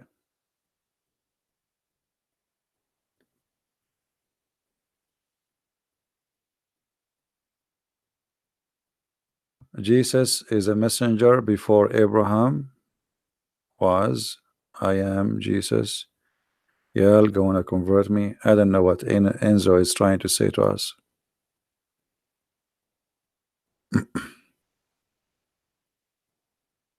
Yeah, I fear stupidity because there's no solution for stupidity. You see, there's ignorance and there's stupidity. Ignorance, we can fix it. Stupidity, we cannot. You know what I mean, guys? Like, for me, I am ignorant in English. As an example, I make a lot of mistakes in sometimes pronouncing or grammar, or I'm ignorant in English. That can be fixed. You can study more, practice, etc. It can be fixed. But stupid person, you cannot make him.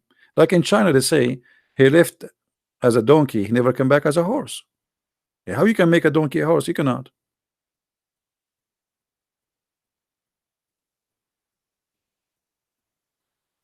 All right. Same time, there is something always you have to think about it seriously. Never ever have a relationship with someone is selfish. Someone is selfish. He will never love you. That's it. Selfish. Man or woman doesn't matter. He don't even love his parents. He don't even love his sister. He don't love the whole world. He love himself. Selfish person is the most disgusting human being ever you can be with. Never.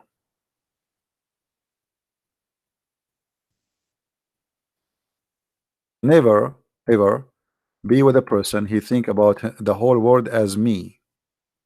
Everything is about him or about her.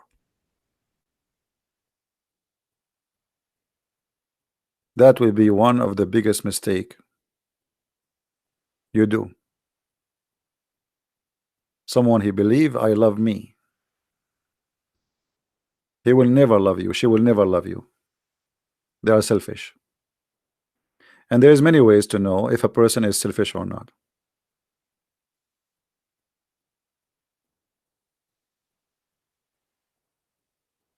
Right?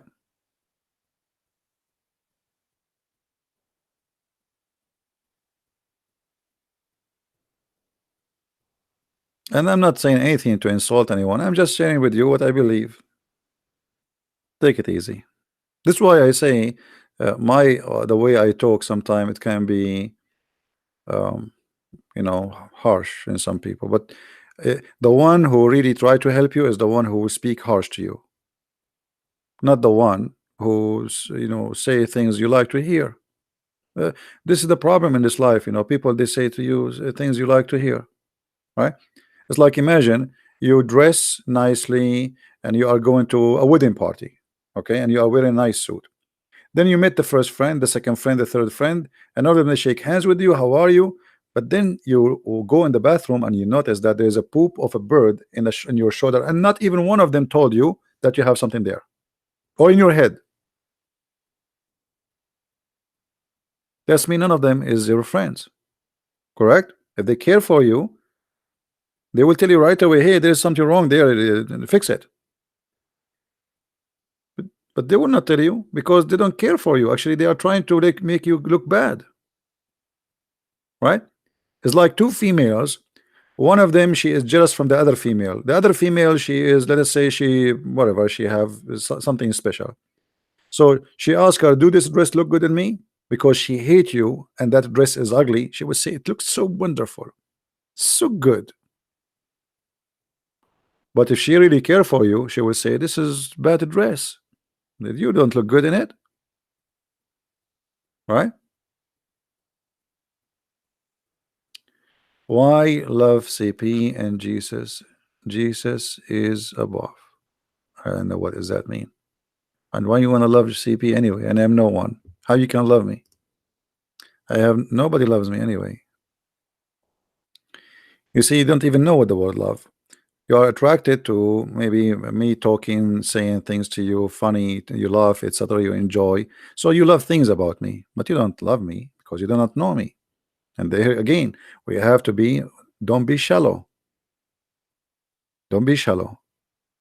You love an actor because he is in that movie, sound good, like, I like you. But if you sit with him for 5 minutes, you get disgusted, right? Anyway,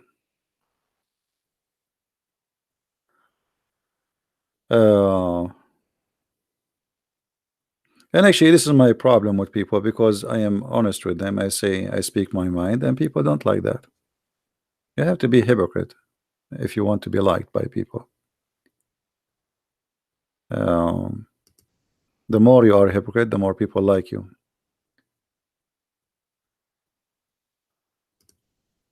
That's how life is.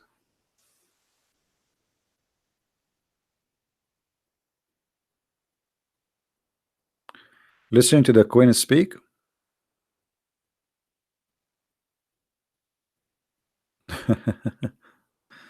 Don't make me speak now about the Queen and her family, corrupt family. Anyway,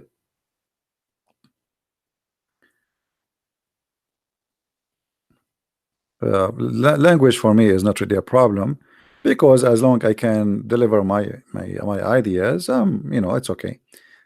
For sure, I wish I can, like, my skills is better because a lot of time I find myself very limited. I'm using, like, maybe my English is comparing to yours, you guys who they are born in the West, etc. Maybe I'm like 3% to you in the ability of talking, expressing yourself. But imagine, even with my 3%, still I can make the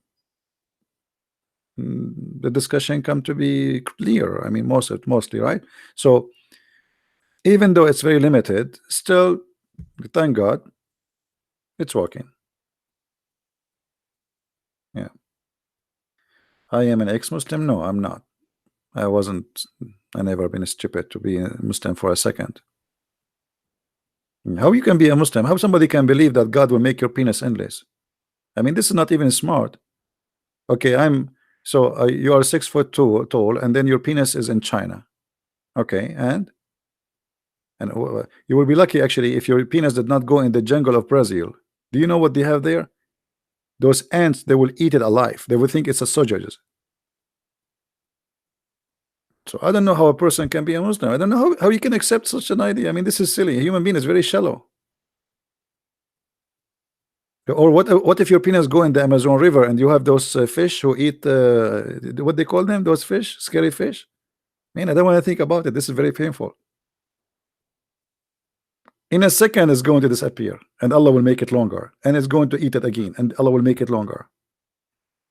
Right?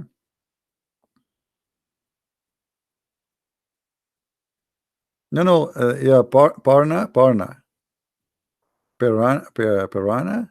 I don't know what the name. I mean, yeah, especially in the movie, they make them like dangerous. I mean, the idea itself, and the women, her vagina is endless too. What is that? Is that the tunnel between France and England? Even that is like 2 hours. The vagina is endless. So what does that mean?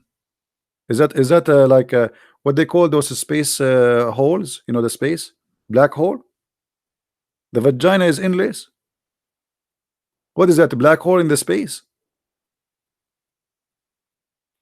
I mean, I don't know. It's this. So stupidity. How you can be a Muslim?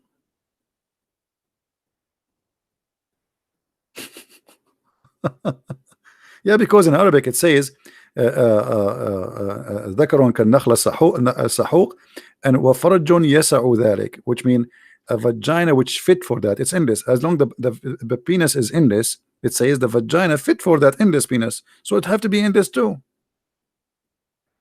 So endless vagina, endless penis. Okay, so the black hole in the space, now we know where they are. They are there. Women, they have them. Right?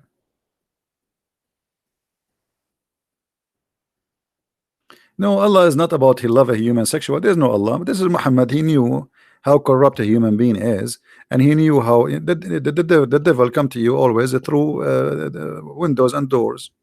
What do you like? You like food? You like sex? You like money? What do you want? Even if you like God, he will come to you through God. The devil, he always, isn't it the Messiah? He says to you, be aware of false prophet. They will come to you in the clothes of a sheep. This will come to who? To the Christians, because the Christians, they love God, right? So he will not come to them from the door of sex and etc. No, he will come to you from the door of God. He will dress as a sheep because you like the sheep. You know, it look decent, beautiful, honest. So he will dress as a sheep. So what the Messiah is saying, that's the Satan, he transform himself in the way you like. He can come to you in politics, like, you know, you go and vote for abortion, killing babies, you know, and they convince you that this is the right of every woman. I mean, what about a human being? So we defend the rights of animals from being killed, but we kill babies. So always the devil, he try to make what you will do acceptable, right? So he come to you from many doors, from many ways, or in many forms, and Islam is one of them. You know, the devil in Islam, you know, he tried to present himself that he's God, who wants you to believe in one God, and who wants you to be a better person, but at the same time go and kill them wherever you find them, right? How you are God, and the black dog is the devil. I mean, you see, like, if you think about this story here,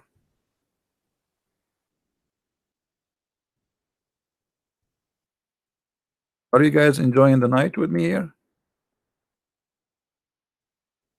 And maybe there's the people who they are in Asia, they are like it's morning for them.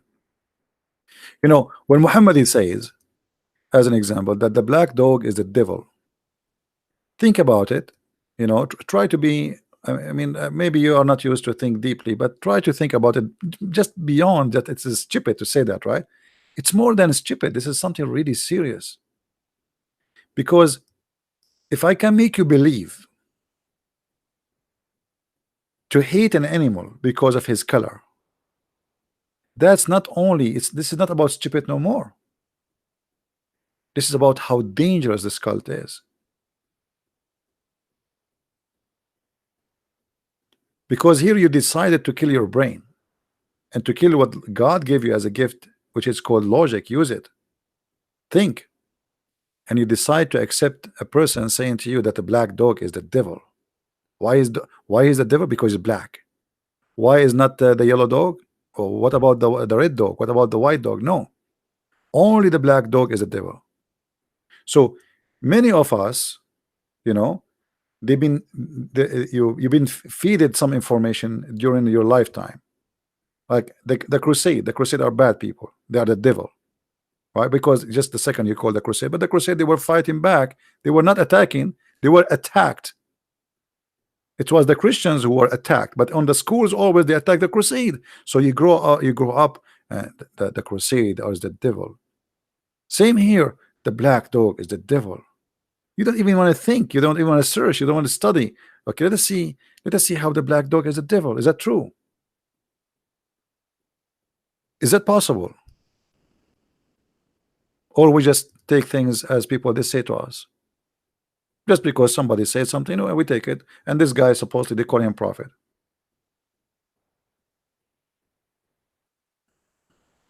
Right? So many of us, we are victims of accepting what people says, and we take it as let us say a scale of life. The scale of life is what? Is what somebody said, and we don't want to think about it. Like somebody is a racist, he don't like black people, so he starts saying bad things about black people. But is that true? Well, there's black people, they are very good, and there's black people, they are bad. But this is the same for the white people too. So why we are saying the black people are not good then? That's not right. Same as we cannot say the white people are bad or good. So we have to say what is right.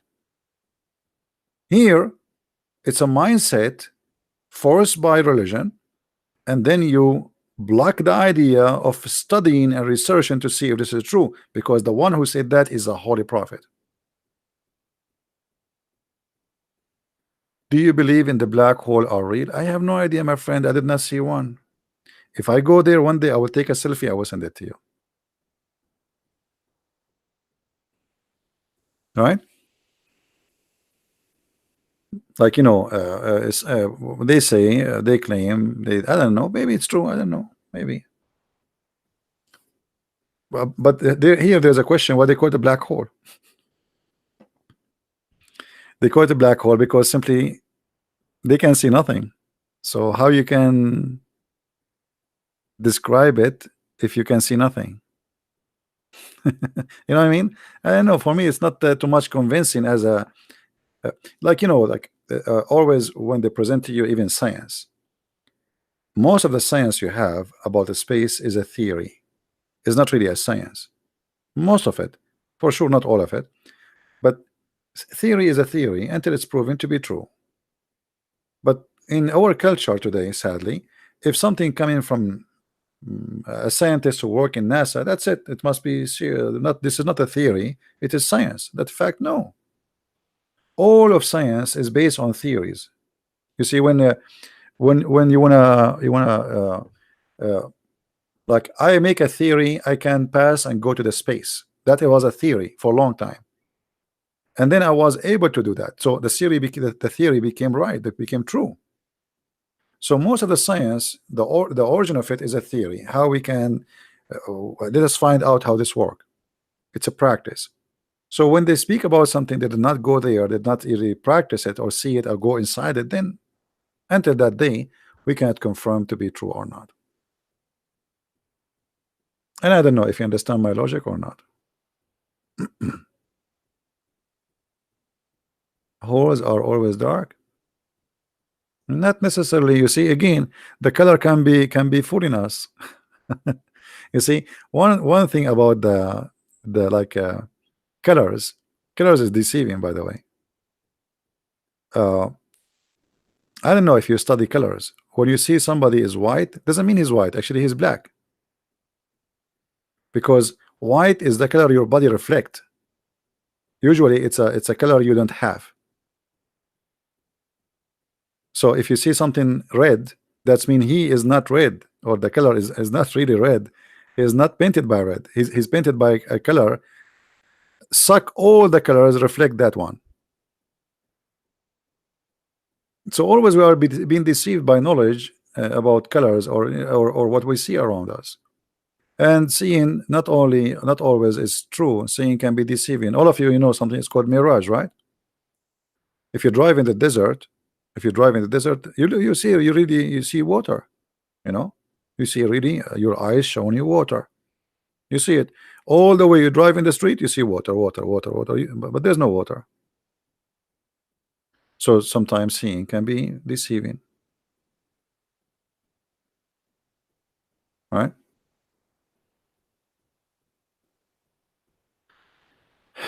People wish to call Zakir Naik. Well, if we call Zakir Naik, he will talk about the black holes and the space, and then he will he will convert you to Islam.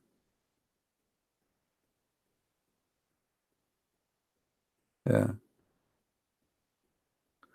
Doesn't the Quran say free slaves? This is a good question. No, the Quran doesn't say really free slave to free them. The Quran says it's a penalty. Let me explain to you. What do you like most of your property? What the Arab like most of their property? They're slaves. So I will make you free a slave if you do this. If you break the law of Allah. If you kill a Muslim. So this was a penalty, not a reward for the slave. Do you understand what I'm saying? Guys, do you understand me? Like I say to you, if you cross and the light was red, I will force you to free a slave. So I'm not saying free slaves for the sake of the slaves.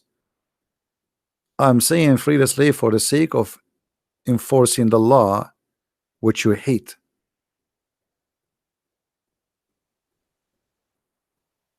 So if you kill a Muslim, okay, free a slave. So now you don't not kill a Muslim. But that is a dangerous too, because you free a slave, we capture them again. There's many hadith of Muhammad about people they free slaves and Muhammad he slave them again, right? Sahih Bukhari is full of them. So what the point of freeing a slave and then you will bring more slaves? Muhammad he did not abolish the slavery war. You know, he approved it. The Quran says even you can rape them.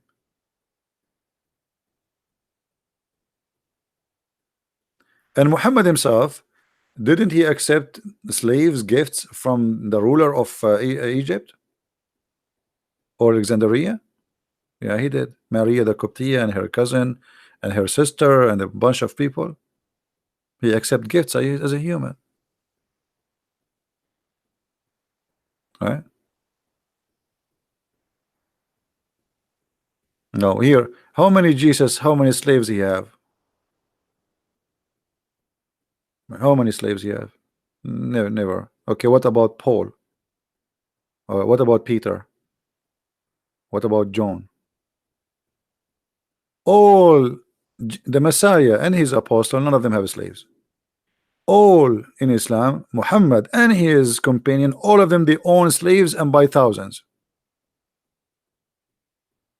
So if Islam is against slavery, then okay, why they have slaves then? We attack the enemies, we take their women, we kill the men, we take the children, we divide the children between us as slaves, and then they give us lecture about we are against slavery.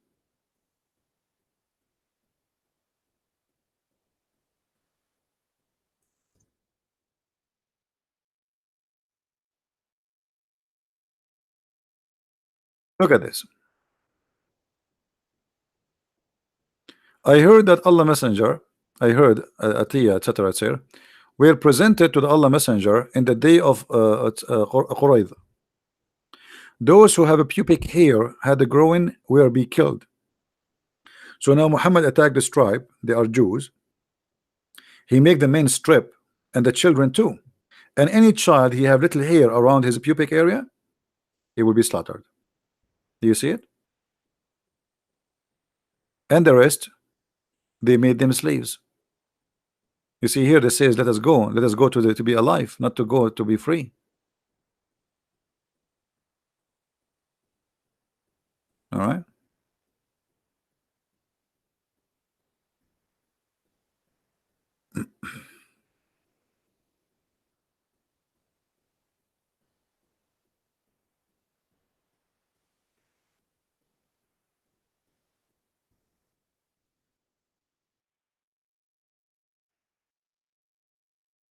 Let's see if we can find the hadith. Anyway, I think we have enough for today. So guys, did you learn something good? I hope people will download the video because we are not going to keep it long in my page. And I hope yesterday, did you enjoy the time with David Wood yesterday? Was it good?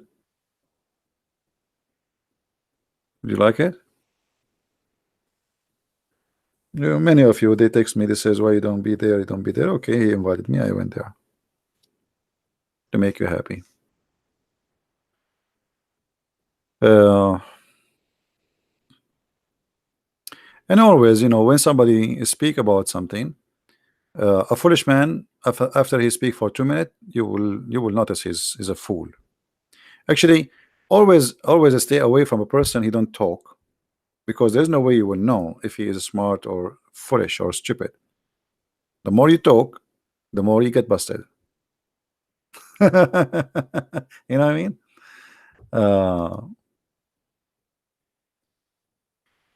عنده عمى ألوان شنو عمى ألوان You know what, Isa, he was asking me that what if somebody have he's a color blind. I don't know if I told you the story once. Once a priest, this is an Orthodox church, you know, I visit many churches and I do seminars everywhere. This priest, he called me, he said there's a guy, he come to our church every Sunday after the service. You know, after the service, like the churches, they have like a coffee, people sit together, you know. So this guy, this is an Arab Christian church. This guy is an atheist. He come to the church and he start making fun of those nice Christians, and they are not rude. You know, they don't know what to do with him. So the priest, he said, you know, there's a guy, he come, and I know that nobody really can deal with him as you do. But can you come next weekend? I said, well, I will be busy, but just to help you, no problem. If he is there, call me and I will come, which means I will come really after the service because I have a room to open, etc. So anyway, he called me, he said the guy is there. So I went, and he did not talk in the beginning, he did not say anything. And then suddenly he said, you Christians are really funny. You want to convince me that Jesus, he put some mud in the eye of somebody and he made him see? And imagine he's saying that in a church. I mean, not inside the church, I mean in the building, like where they drink coffee and tea. And those Christians, they are nice people, they don't you know, they are not rude. So I said to him, I was waiting for him to talk, you know, I'm there just for him, but he have no idea. So I said, okay, well, can you tell me what do you do for a living? Because before they told me he's an eye doctor. That's why I asked him, can you tell me, you know, I know he's an eye, you know. I said, okay. He said, I am an eye doctor. Why? I said, well, it's really funny because as I know that eye doctors, all what they do, they put sand in the top of the eyes of somebody and he will see better. He said, what? He said, don't you eye doctors, that's what you do? You put sands on the eyes of people and they see better. He said, yeah, but this is a different story, this is different. I said, hold on, if you exist 2,000 years ago and you say to somebody I'm going to put sands in the front of your eyes and I will make you see better. Don't you think he will think that you are crazy and stupid? He said, yeah. So this is exactly what you are doing.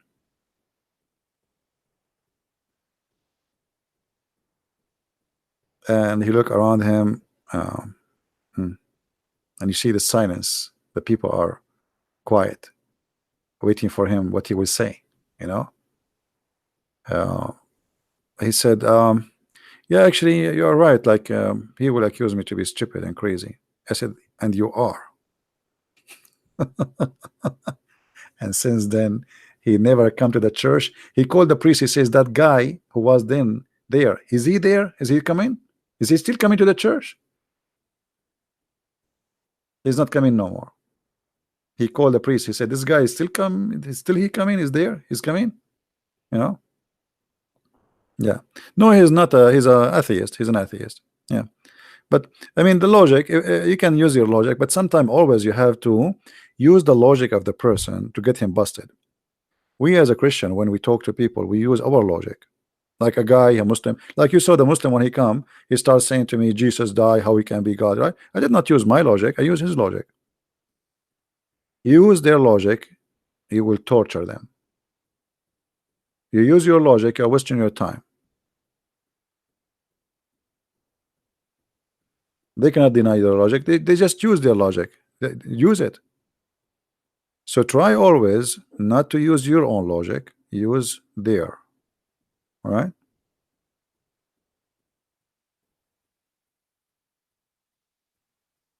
Yeah, and I was nice. And the priest, he asked me to be very. I mean, he told me, please, I want you to get him busted, but be nice. We are Christians. This is why I stopped going to the ABN TV. ABN TV, each time I want to go on TV, the owner of the TV, he speak to me, please, Christian Prince, please be nice to the guy. We are Christians and we need to be, and okay, I know, give me a headache, like 15 minutes giving me a lecture about how to be nice with the guys. So why you are bringing me? I'm not nice. Like they want me to get the guy busted by being nice. How you can do that? Right? How often you do debrief yourself from this logic?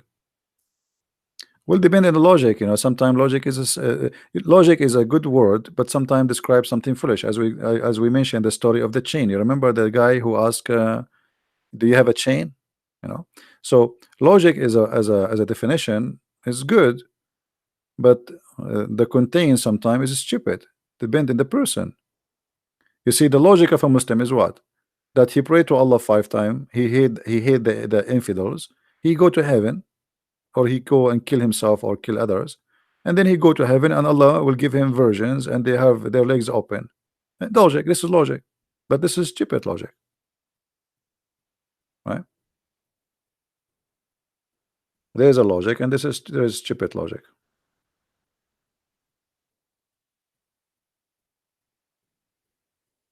Everybody have his own logic in life.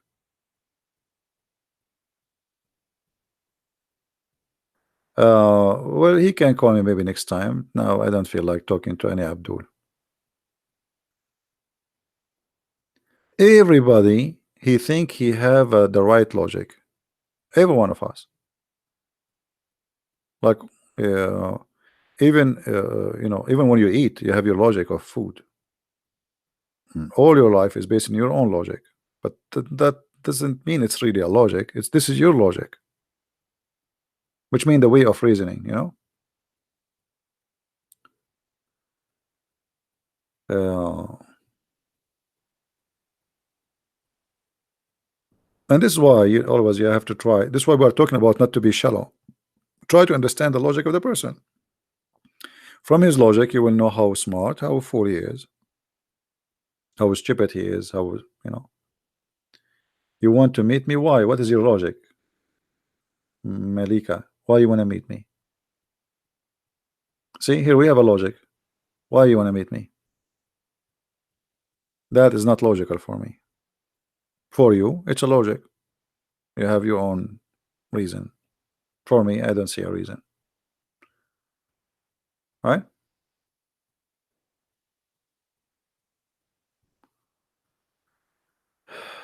House been okay. House explain 355. Maybe later, we can. Today we have like a long topic and we are done. Um, thank you, Diana.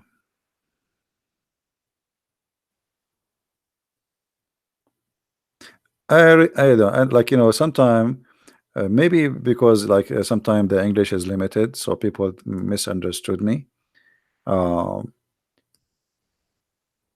if you ever misunderstood me, please ask me to repeat again or to explain more. What I can do, I mean, we don't have. I don't have. If I do my program in Arabic, for sure I would do 1 million times better. Actually, there was a Arabic rooms. They asked me not to speak. Chat rooms. They said to me, we talk. They run away. The Muslim they run away because in Arabic I'm like 100 times more powerful. It's my first language. In English, you find yourself very much limited. Very much actually. But now it's a lot better than before. Before, even like I want to show you something in the screen, we don't have translation. When I start doing teaching in the internet, there's no translation of Sahih Bukhari, all those websites, you cannot find anything. So now we are lucky, we have those websites. Even the translation is false, but still we can, at least we can show you, we can share with you. Not long time ago we have zero of this, and the Muslims they say this. They see he's showing you in Arabic because he's lying. For those who know me for long, the Iranian TV, they have a program about those who they are anti-Islam, and they choose my video from YouTube as the dangerous people, the most dangerous person. If you watch that video, you will see I was even recording the computer with my camcorder. Those old camcorder camera. So I'm holding the camera in my hand. Imagine, and I have the screen in front of me. I'm reading in Arabic, and then I'm recording, and then I have to load the video in the computer, and then after that I have to like do the recording to make it a file to be uploaded in YouTube. And then after that, the internet is the most horrible internet.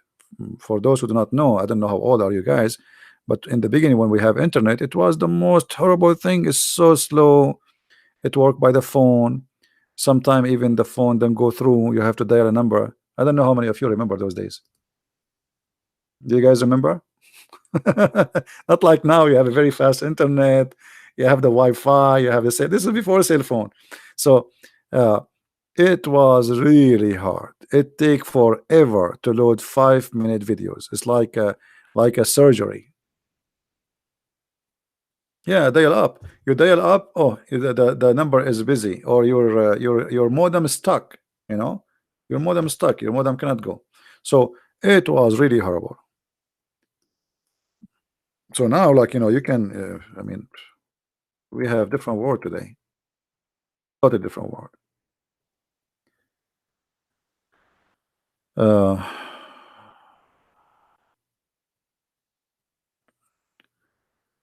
Okay, Emax, thank you.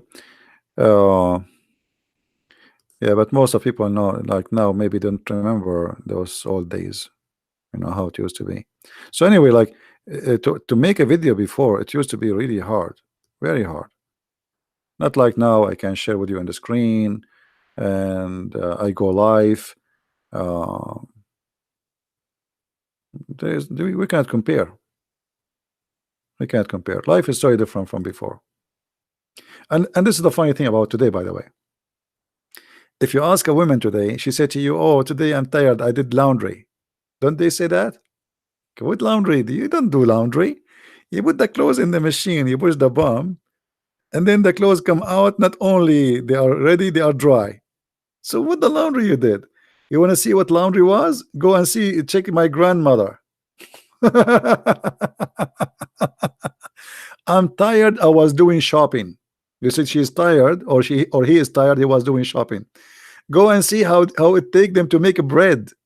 They wake up 5 a.m. in the morning, 4 a.m. in the morning, start doing making the flour, the dough, and then she work hard, and then she work for 2 hours, and then she go and do prepare a breakfast, and then she come back, and then she have to light the fire by her hands. uh, I mean, you guys, you have no idea. You are lucky. Go and see back in time and see people how you used to live, right? But now they complain from doing laundry. It is we push the bomb and then the clothes come ready. And then what we are tired from? Because we put them in the drawer. This is the tiring thing. We put them in the drawer. I mean, this is very tiring, right?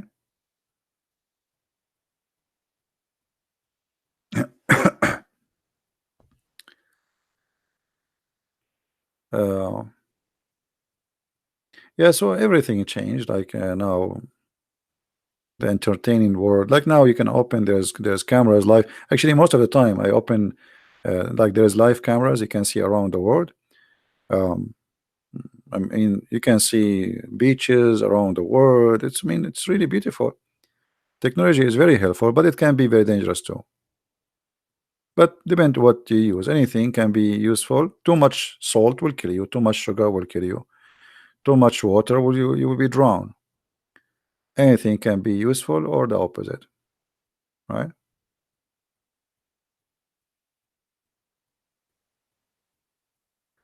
لقد كنت عبدولا. I like your Abdulan language, my friend. Isa, he's saying he was Abdul and now he is not no more. So he is an ex-Muslim. He's saying to me in Arabic. He's saying قد كنت عبدولا وقد تحررت من الإسلام. I was Abdul. تحسنت وشفيت من مرض الإسلام. I was Abdul. This is what he's saying in Arabic, Isa.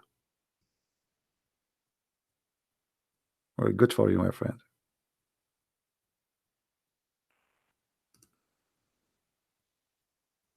Me, myself, I never was Abdul. Did I tell you the story about the Abdul guy in Philippines? I think I did. But I don't know how many of you heard it before. I was in the elevator speaking in Arabic in the phone in the Philippines. When you go in the elevator, you lose connection, right? So I lost connection, and the guy, he took it as an opportunity to say to me, to greet me. So he said, Assalamu alaikum. He's an Abdul. He's a Muslim. So I answered him. I said, Wa alaikum assalam, Abdul. The guy, he looked at me. He says, MashaAllah, how you know my name?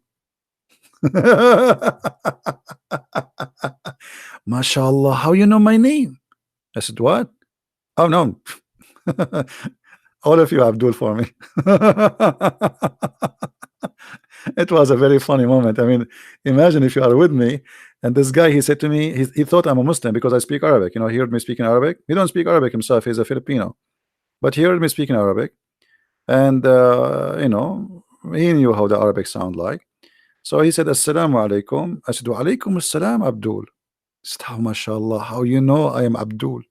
Like he's looking at me, and you should see his eyes. His eyes like became like wide, like a garage open. He was like, wow, how you know my name? That was a good one. Anyway, I actually, this guy, I took him to the yard, backyard, like like a garden parking, park, sorry. Like we were going up, and then he said to me,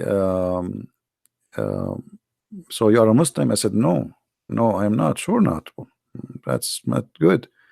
So we start talking. He said, why not? It's good to be a Muslim. I said, do you want to show you? I said, sure. So we, instead of going up, we stopped the elevator and we went down.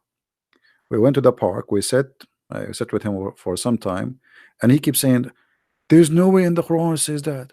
There's no way it says. He have a Quran with him. He sound like a very religious. uh, anyway, he said he will ask his scholar, and he will come back to me about what he heard from me. After a while, I saw him in the mall, and he have a wife. She's wearing burqa with him, totally burqa. She saw nothing, her hands covered. He looked at me. He's saying, like, he making a move with his mouth, his eyes, which means don't talk to me. He was afraid in front of his wife to talk to me, so I did not talk to him. Like, don't talk to me, right? All right. Wa alaikum assalam, Abdul.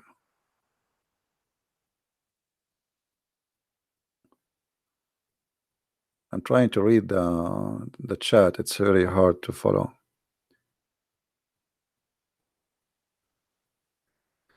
I hope your book will be translated to Bahasa Indonesia. As I know, some people are translating, but people they say I don't know if it's true or not. We will see. I mean, how much they are doing, I don't know. You wish you could talk to me. Everybody is welcome to talk to me, but I talk in private only if there is something important. Otherwise, I will spend the day talking to people. So if there's something important, um, you can text me only if something important. Right?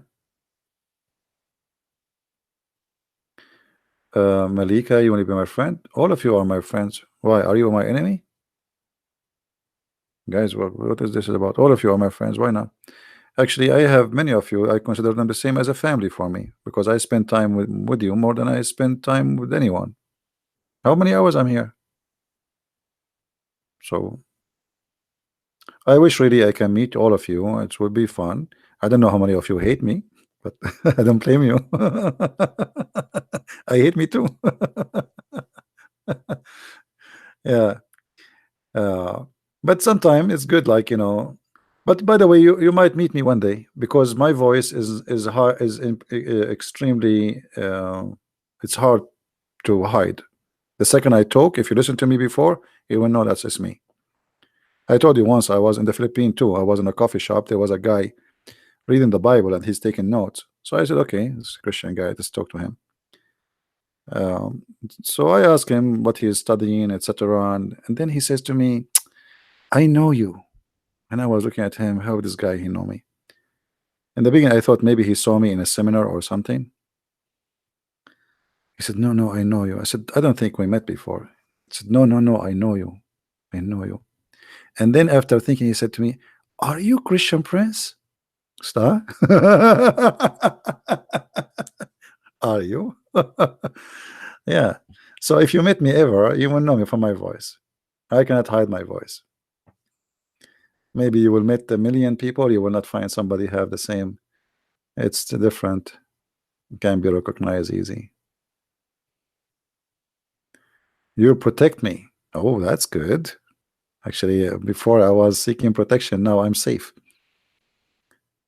Yeah, thank you, all of you. Thank you. Yeah, sometimes actually I don't go and argument because I don't want to. You will be known in a second. Once I was doing a seminar, they did not announce that it's Christian Prince. They announced that a Christian from the Middle East, etc. They don't say Christian Prince.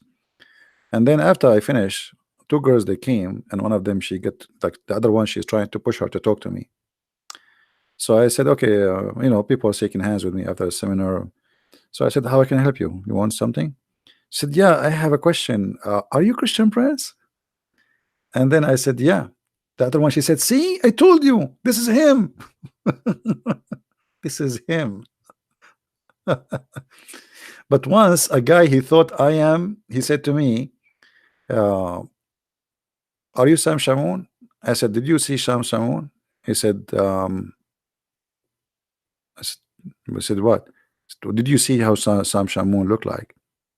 I said, I don't remember. I said, do I look like Sam Shamoun?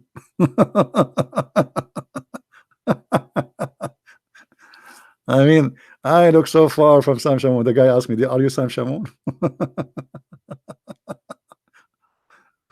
Sam Shamoun, like if he have a video, like if he's a person who don't go on video, I would understand him, I think, maybe. But anyway, yeah, you do security. Yeah, the true security is security of the mind. You see, when a person he is not secure in his mind, he have no security. Because the first thing you live in your life inside the box of your head. There is all your fear, your trust, your life, your pleasure, your wisdom, your sadness. So try always to look for security in different way.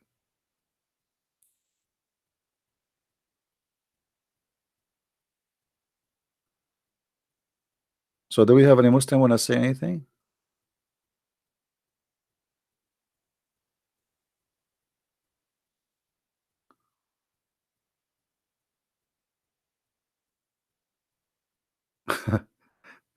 Ahmed is saying, once I fell asleep listening to Christian Prince debate, I ended having a dream. A client of mine was yelling at me, but CP voice was attached to his body. Actually, one of you, he sent me a picture. Yeah, hold on. Let me see if I can find it.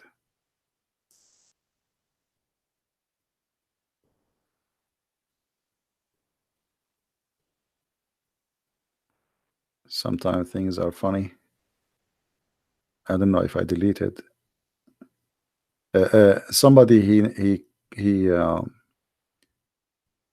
he have his car license plate. It says 007 CP. Where is the picture? I think I deleted maybe. Yeah, I think I deleted. No, I have it. Here we go. CP.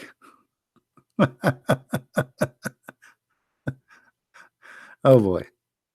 I'm not going to show all the number. I don't know who this guy is, but this is part of the number because there's letters. I don't want to show all the letters.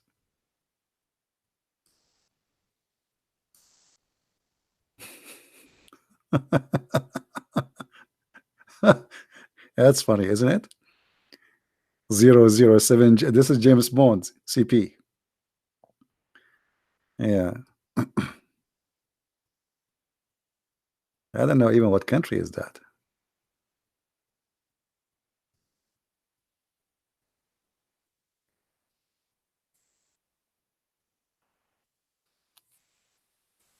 I like the car, BMW.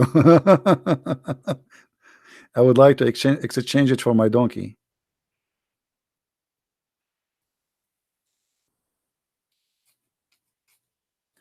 Yeah, 007 CP.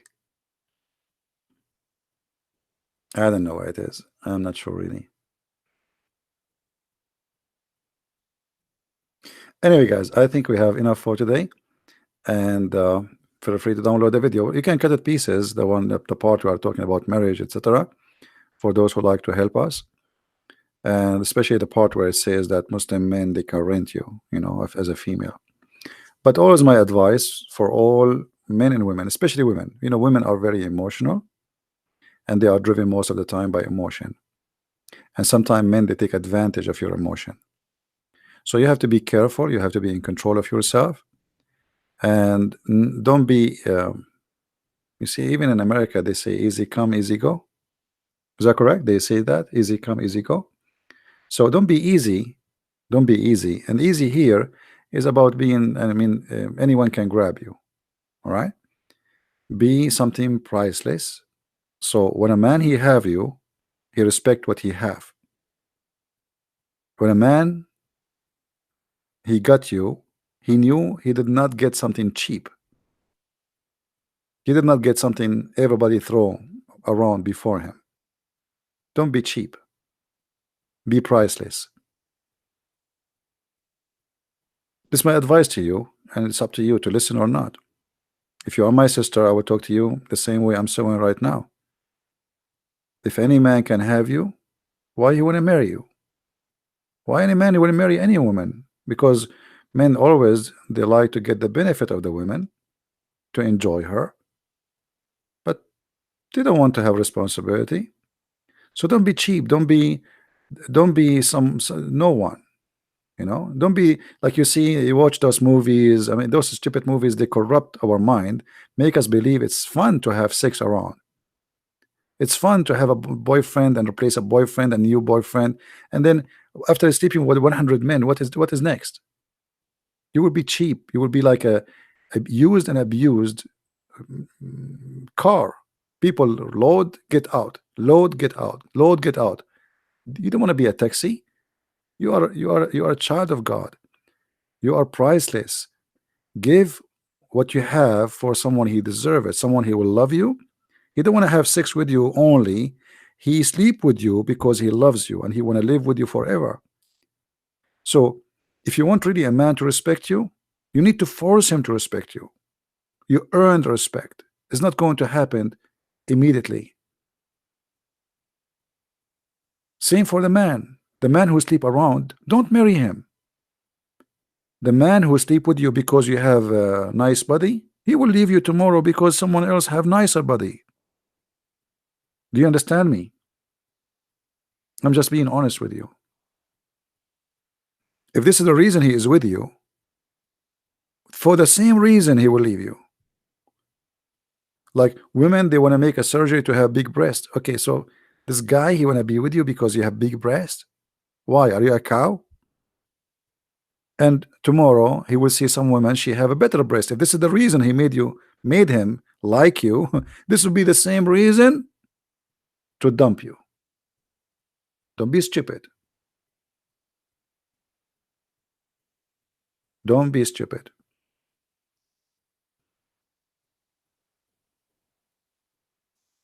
This is why I say always try to see someone who loves you, for things will grow, not things will shrink. Your beauty will shrink. Like somebody is proud, I have a nice body. I just saw somebody in the text saying that I have a nice body.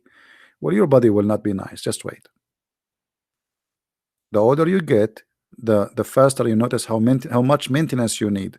You will carry a bag of medicine with you, even if you want to go to the bathroom.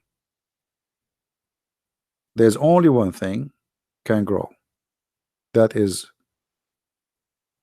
your spiritual life and your wisdom. So marry a person who is wise, who love you, for his wisdom will lead him and will lead you to live together in a better life. A person who he think going to the gym, okay, I'm going to the gym, I'm going to have a big muscle so the girls will look at me. This is a shallow person. He will not stay with you, trust me. The first girl he see her wearing shorter skirt than yours and she have nicer legs than yours, he will leave you and go for her. Right? But anyway, sometimes it's very hard to convince people about what's right, what's wrong. And that's why they end the wrong end. You will end the wrong end if you don't treat yourself carefully. To women, don't ask mahar. I don't know what you mean.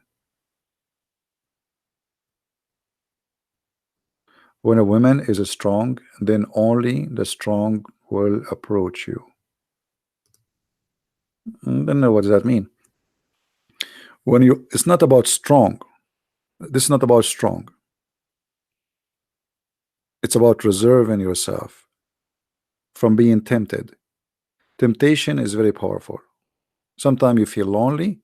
Sometimes you have needs. Your physical body have needs. We cannot deny that. So you have to fight your needs in order to get what is right. It's like, somebody want to eat and I want to eat now. Okay. But if you wait maybe 30 minutes more, we can have a better food. So what people want, they want just life became a fast food. And today, sadly, if you are, I don't want to use the word, but I have to use it. If you are a whore, they say you are nice, you are cool. Cool, you are cool. You are open-minded, you are fun. But in their eyes, trust me, you are a whore. They don't respect you. They speak about sleeping with you as if you are, they're proud about sleeping with you. So why you want to do that?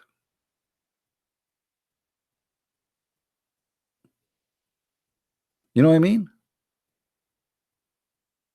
Maybe my words is harsh for you, but this is the truth. Right?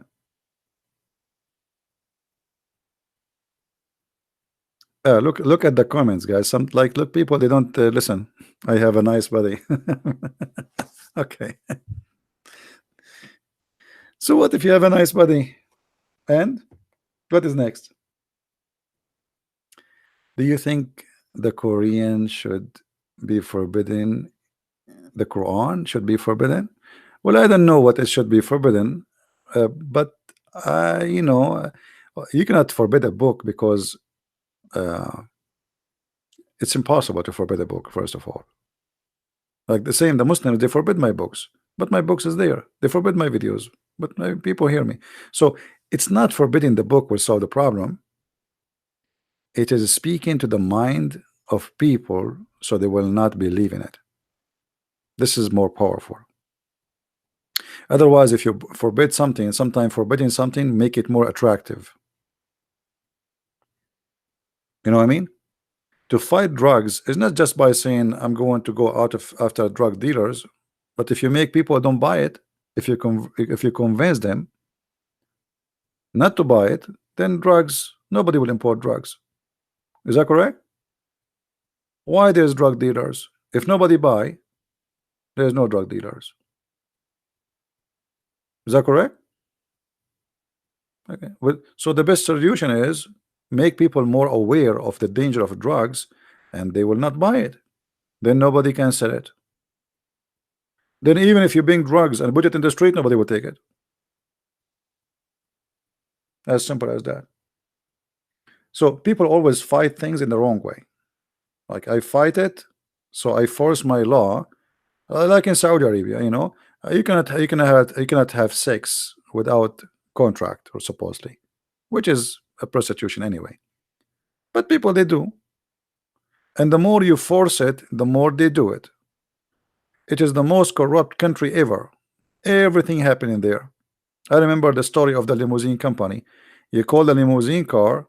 If you are a female, they send you a male from Albania to sleep with you in the back seat. If you are a male, they send you a female from Albania or from those from poor countries in the east of Europe, Muslim countries, and it's a limousine in the car. Nobody drink alcohol more than them. Every year, hundreds of people die there because they drink perfume. Imagine perfume. So here we go. Alcohol is forbidden, but is it really forbidden? It's not. It became more attractive. So forbidding things will not solve a problem, right? It's not really what make life better. Anyway, guys, I want to say thank you for being here. This video will not stay long, so I will keep it there for a few hours and I will take it down. So for those who want to download it, feel free to download. And again, for ladies, I apologize if I use sometimes words might sound harsh for you, but trust me, it's for your benefit. So nobody can take advantage of you. Be strong, don't be cheap. Let the man respect you, force him to respect you. Don't be available to anyone. There's a hadith about a guy who have his wife, anyone can touch her. I mean, look what kind of life this life is. Anyone can touch her. So even the man who marry you, he will not feel special. He have many men before him, and maybe you will have many men after him. So why what? No comment. Thank you guys for being here. I hope what I shared with you was good. And if it was not good, don't listen to me. Maybe I'm not right. Thank you, Lord, for having all those people here. And thank you, Lord, for those who help us and support us. And I really appreciate all of you. And I receive a lot of messages full of love, and I don't know what to say. I feel bad because I cannot respond to you. But I apologize, really. It's too many, and I cannot really answer everybody. I prefer to come here, because English is not my first language too. So sending back emails, like some of you send me wrong email. For me, if I send you an email, I would say thank you for your kind words, or it's not easy for me to type back. So you want to talk to me here in the chat. I will answer you. I will be happy to give you the time you deserve. So with this, I want to say thank you, guys. May the Lord bless you, and until we see you soon again. Christ is Lord and Islam is false. God bless. Take care.